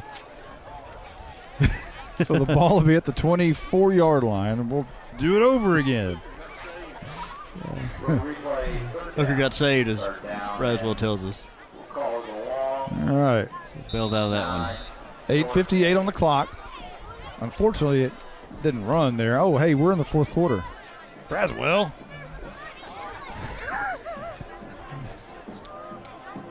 And now the clock starts going here, and Cardinals are in no hurry. And it's 3rd down and 8, by the way.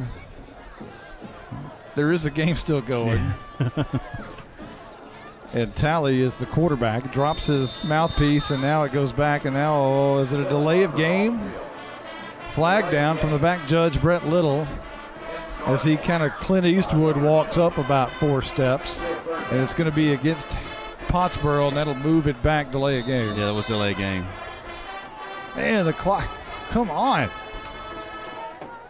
The last thing we want to do is delay this game. Ball at the 19, and this is going to be Talley throwing it over for Hooker. It's incomplete. Pretty good coverage by Leighton Elvington and company. Arturo Louder had a jump at it, and it falls incomplete. Punt time for Pottsboro. Talley with a pretty good arm on him there. Oh, a pretty good bullet there, just overshot Hooker on that pass, and they'll bring up 4th down, so Bulldog defense holds again. No point score. Yeah, held them to no points here in the second half. Unfortunately, Howe hasn't had points either. Very true. And Thornton is going to be back to return this punt, standing at his own 46-yard line. I can't see the number on the punter. It's got to be a new punter in the game. And it's a high, spiraling, a little bit wobbly kick. Going to bounce at the 49, go towards the Pottsboro side. And, boy, there's some extracurricular with Noah Campbell. No flags. And the ball will rest at the 47-yard line. Yeah, you got to be careful with those. Again, that pushing and shoving. You don't want to. Well, Campbell grabbed him around the shoulder pads and tried to sling him down, but the Cardinal didn't go down. 8:02 on the clock. Howe's going to take over here from their own 47. The clock is running.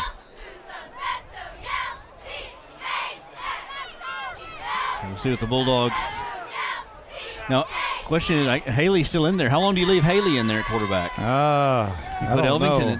Put Elvington in there at some point? 1st down and 10, left to right. Haley under center, and he's going to toss. And this is a halfback pass. Thornton throwing it down the field, looking for Wyndon. Or is it Wyndon? It is Wyndon. It's incomplete. Went right through his hands.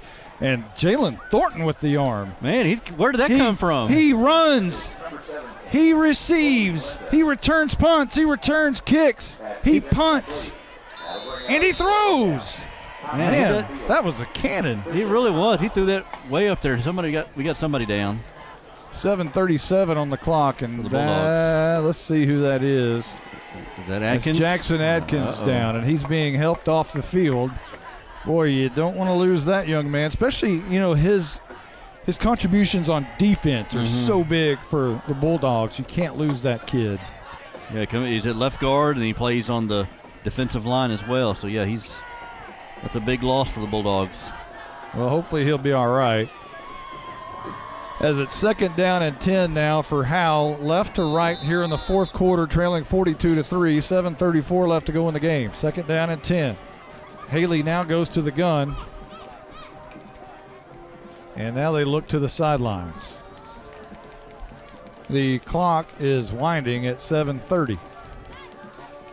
Haley is going to hand off to Williams, who gets about a yard to the 48-yard line. The good thing is the clock keeps rolling and nobody else is getting up late. Yeah, draw it the middle there to Williams, and Williams just trying to eke out some yards wherever he can. 3rd down and 9, and Haley looks to the side again, trying to get the call in. He's been doing a lot of that and just kind of looking a lot, taking a lot of time. Haley throws, screen pass, caught Thornton, and he goes down after about 2 or 3 yards at the 50-yard line, just shy of midfield at the 49, and it's punt time for Howe. Got the quick screen pass there, and he got a tackle, went down inbounds to keep the clock going. We got a penalty marker down on the field.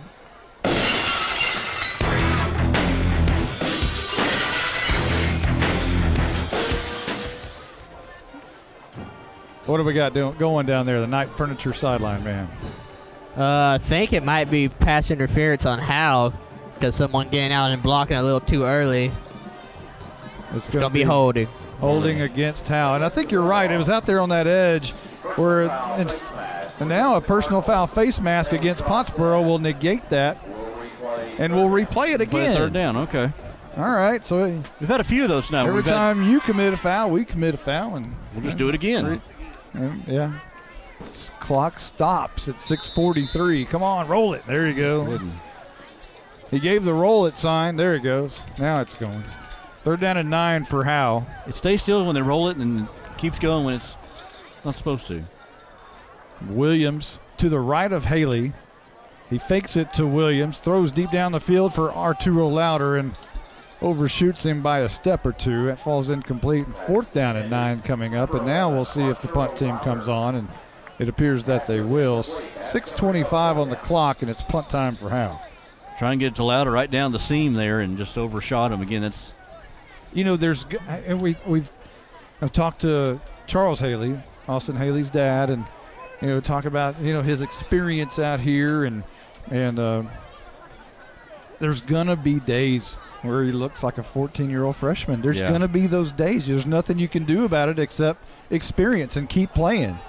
And there's times where he's going to look like a 2-year starter, and he does that most of the time. Most of the time, yeah. But there's going to be times where he struggles, and tonight's one of the times where he struggled. And that's okay. You get experience in games like this. So, but what you really hope for the Bulldogs is that they're able to win next week and the week after, capture that playoff spot, get your freshmen and your sophomores and your juniors that playoff experience, because that's when things change. Once you get a taste of the blood, that's all you want. Just give me the blood.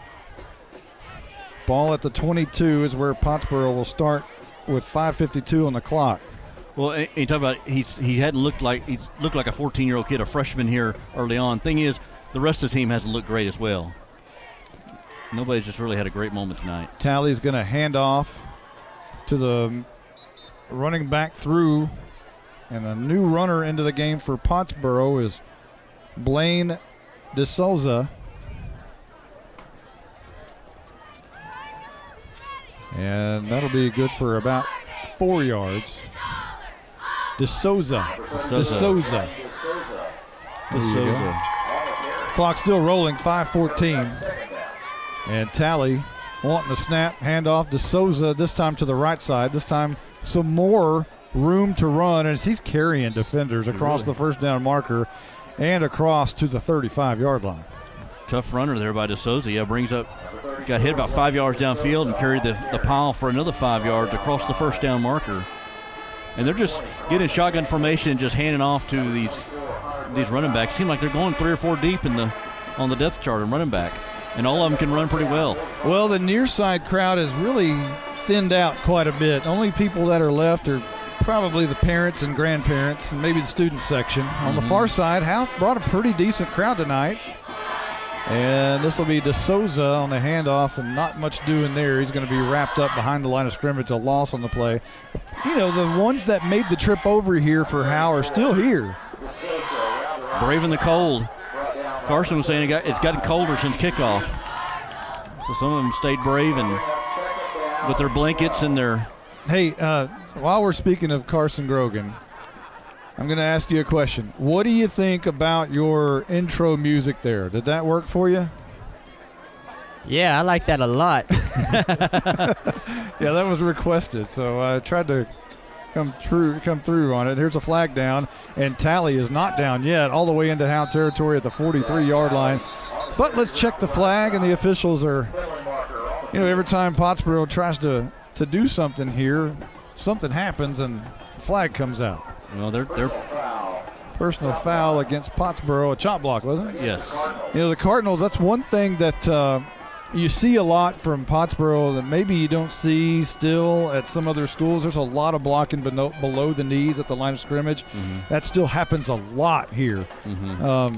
Generally, these days, it's still legal. A lot of teams kind of try to stay away from that, but You get a lot of blocking below the knees here at that inside the zone. I wonder at what point that'll be outlawed as far as penalties and whatnot. I have different opinions on that. This is the time to do it right now. We're down 42-3. This is your platform. Yeah. I'm not a fan of it. That's one reason I have a knee replacement. There's a big tackle on the edge as Talley had his legs taken out from underneath him this time. And I believe that was Brandon Williams. Yes. And now ball at the 19-yard line. The Pottsboro Cardinals are going to have to get somewhere near the Red River to pick up a first down here. Speaking of the Red River. Oh, yeah? You went, yeah? Well, I don't know about that song, but. Oh, what? Okay, there you go. You got to be equal. I got to referee you two. Yeah, old Braz over here. He's got a picture. I got a picture of the Braz up on the wall. He's put his face on the Boz. Here's a big tackle. You got a scoring prediction for tomorrow? DeSouza on the carry. It looks like Pottsboro's going to punt. The scoring prediction tomorrow. 11 o'clock kickoff. Oklahoma. Okay. 35. Okay. Texas, 0. Okay, no, I'll give them 21. 35-21. Okay. You think? Blizzard think it's going to be a shootout. Blizzard thinks much, much higher than that. I'm going to say lower, Bob, lower. I'm trying the old Price is Right idea.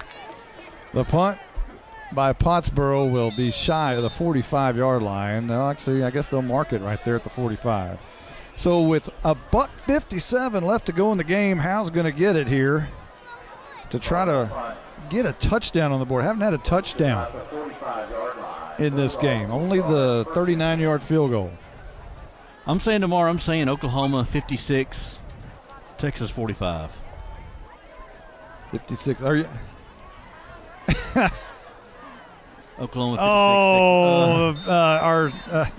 56. Come on now.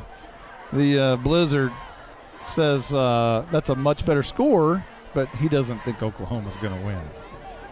That's a homer right there for you. First down and 10. Haley is going to give it on the near side to Thornton, who's hit pretty hard, but surges forward for about 6 or 7 yards inside the 40 to the 38-yard line, and he gets up a little gimpy, but shakes it off on his right hand. They'll spot it at the 37. Let that jet sweep around. Finally saw Jalen Thornton sighting there, and the Bulldogs still getting this offense trying to go fast. A minute 32 on the clock.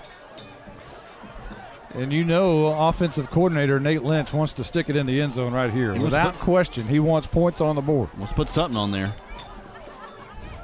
Williams stands to the right of Haley, who turns and throws a screen pass to Thornton, and he's got a lot of room in the middle of the field. Now breaks a tackle, breaks another tackle. He's got the 20, he's got the 15, and is slung out of bounds hard inside the 10 at the 8-yard line. No flag over there, and Thornton gets up fine. And a big gainer. That's what I wanted earlier right there. That wide receiver, that middle screen there, and give it to Thornton or Louder. And that time you got to Thornton, and he was off to the races. And Thornton with his 8th catch of the night. 56 seconds on the clock as they continue to roll it, even though he got out of bounds. 50, 49. Haley wanting it. Williams now moves from right to left of Haley, who's in the gun. 43 seconds on the clock. Haley wants to throw. He's going to be wrapped up and sacked. About a 2-yard loss to the 11-yard line. And if Howe wants to try to snap it, they're going to have to hurry. Ball at the 30, at the 11, and now a timeout. Timeout has been called by Howe. So Howe's going to try to score here. Who could blame you? Yeah, at this point, try to make it look a little bit more. What does 32 seconds matter at this point? Yeah. Really? You're not going to win, but you're trying to work on some things. Would I be happy on the flip side? Maybe not. But they were calling timeouts in the first half. Yeah, there you go. So like I say, you still got 3 games left in the season. You're trying to work some kinks out. Okay, Stephen Braswell's prediction. We'll relay it to you. It is Texas 45. Oklahoma 57. Oh, wait a minute. He said Oklahoma 41. Okay.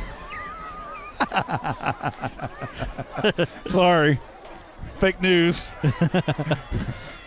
32 seconds.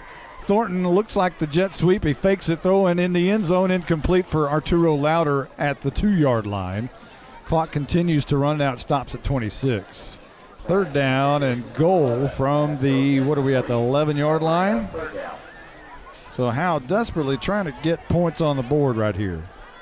And you know, in district, I'm not sure the district rules that they're particularly in, whether it's a point system or not to get in the playoffs, but that could play in here if it is that situation. True. 26 seconds on the clock. Haley wants to throw in the end zone. It's going to be caught and dropped and intercepted.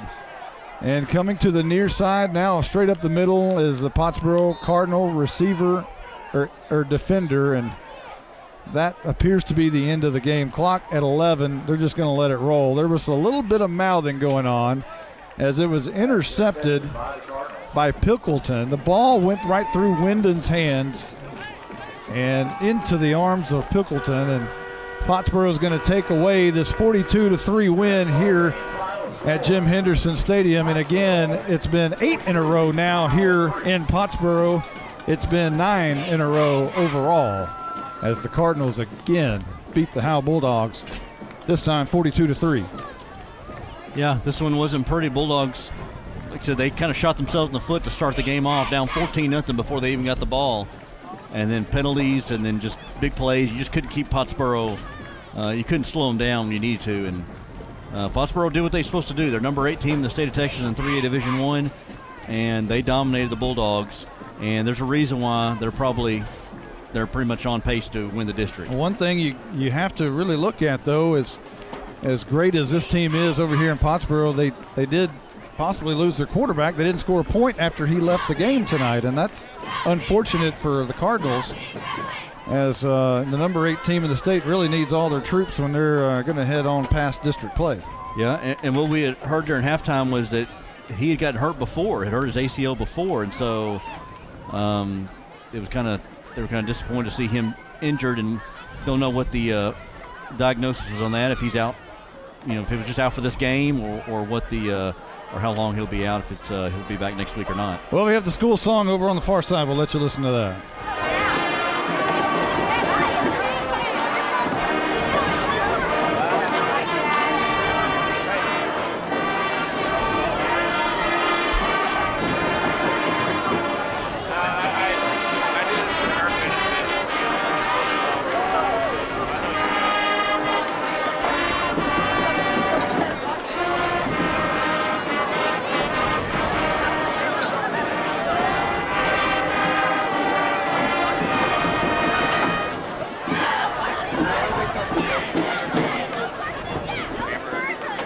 And now the Bulldogs will turn around and face the Pottsboro crowd as they'll do their school song over here.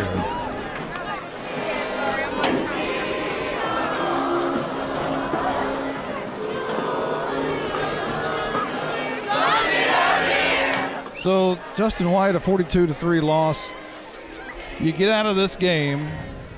I don't believe there's been any major injuries. We'll have to check about Jackson Adkins. The only injury that I can really think of that we might have seen tonight, as Carson Grogan makes his way back up here. All right, that's enough of that. Needs to bust into the press box like that, kick open the door, and come through.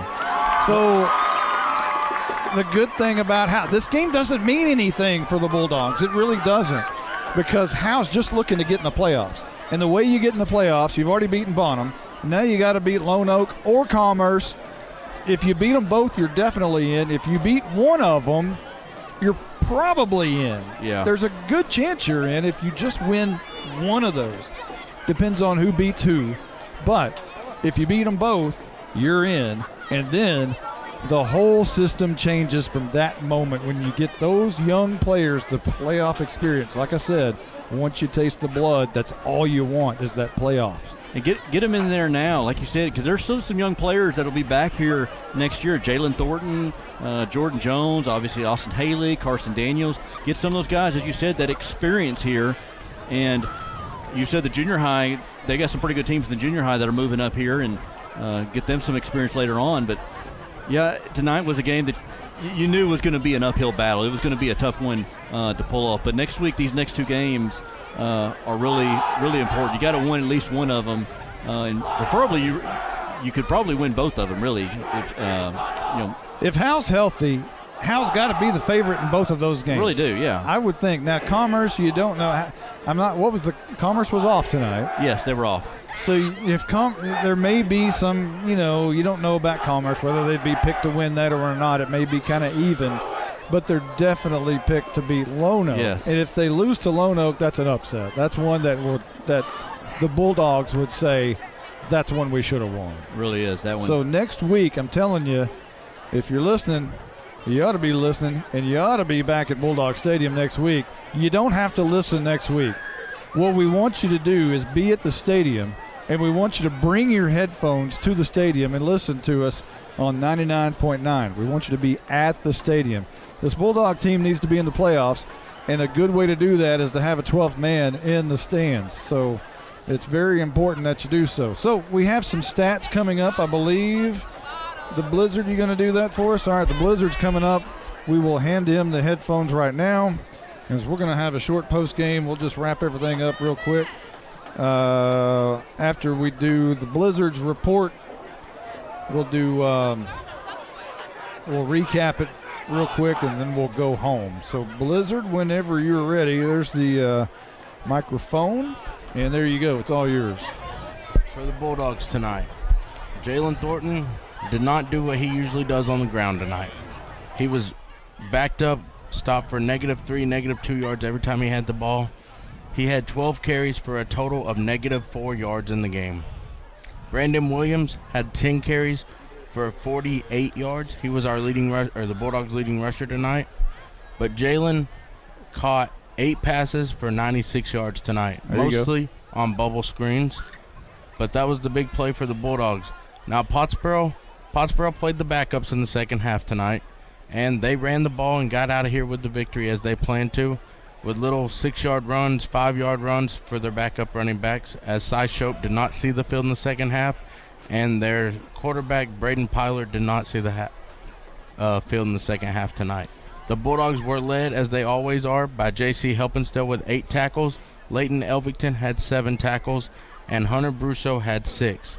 Jackson Atkins was the beast up front that he usually is, with 6 tackles as well. The Pottsboro Cardinals on defense were led by Riley Deaton, 2 sacks, 3 tip passes at the line, and Jasique Hooker with 7 tackles. Did you just do all that by memory? He just popped off everybody's stats by memory. I'm telling you, there's no charts in front of him. The Blizzard. Holy cow. All right, well, let me wrap it up here. Let's go through the recap as Pottsboro got it first. They went 6 plays, 75 yards, and scored on a 18-yard touchdown by Plyler. And that gave us 7-0 lead with 8:12. It gave Pottsboro a 7-0 lead with 8:12 left to go in the first. And then Pottsboro, after a Arturo Lauder fumble on the kickoff, got it back. So Howe had not even snapped the football, and we're down 14-0 after a 2-play, 38-yard drive and an 11-yard touchdown by Cy Shope, his first of the night. And with 7:07, Pottsboro had a 14-0 lead. Howe finally got to snap the ball. They went 4 plays and 44 yards down the field, and it capped it on a 39-yard field goal by Kevin Flores. And that brought us our score. That's just 3 yards shy of the school record, by the way. He had the wind at his back, and he wasn't wearing the 42. Anyway. 14-3 our score at that point. 4:26 left to go in the first. Pottsboro had to punt, and Howe thought for a moment, hey, they're in this football game. Pottsboro punted. Howe got it and had a chance to score and make it a 14-10 game. However, they got all the way down to the 3-yard line and missed and had penalties and backed themselves up and ended up attempting a 33-yard field goal that missed, and Pottsboro got the ball back, and that's where the game changed. They took it at their own 20-yard line, drove all the way down the field on 5 plays, and scored on a 6-yard touchdown by Cy Shope to get it to 21-3 with 10:47 left to go in the second. Howe had to punt, and Pottsboro took it at the 32-yard line and drove 68 yards on 9 plays and scored on a tally fumble recovery where the running back Cooper Townsley fumbled the ball. It hopped right up in the lap of Tally, who took it 13 yards for the score. And that was 9 plays, 68 yards, and it upped the advantage for Pottsboro to 28-3 with 5:05 left to go in the second quarter. Howe took it, punted again, gave it back to Pottsboro. They went 5 plays, 44 yards, and scored on a 21-yard touchdown by Townsley. And that brought it to 35-3 with 1:07 left to go before the half. Howe got it and had to punt. Gave it to Pottsboro at the 50-yard line. They went 2 plays, 50 yards, 35-yard touchdown by Shope. That brought it to 42-3, and that was our halftime score. In the second half, punt, fumble, punt, fumble, punt. 35-yard attempt by McDonald for Pottsboro was no good. Turnover on downs, punt, punt, punt, into the game. That was second half. A lot different than the first half. Yeah, first half they jumped out that big lead, and second half it just a little defensive game there a little bit. We got a lot of the reserves in there though. So 4 sandwiches are left over here, and I've got my eye on one of them. Little bitty sandwiches. Yes. They're tiny. If my wife is listening, they're tiny. All right, so everyone who's been a part of this one, Carson Grogan did a great job on his debut tonight. We missed Caroline, but we got Carson. Yes. 2 totally different intros there. It's very, very different. And we got to see the Brass come back up here. Yes. That was awesome to have the Brass back with us. Well, we need his Mosier back. Had the whole band back together again. And the Blizzard, Blake Burnett with us, Justin White, color analyst. And I'm Monty Walker, and for everyone who's been a part of this one, we will see you next week after a Boomer Sooner win.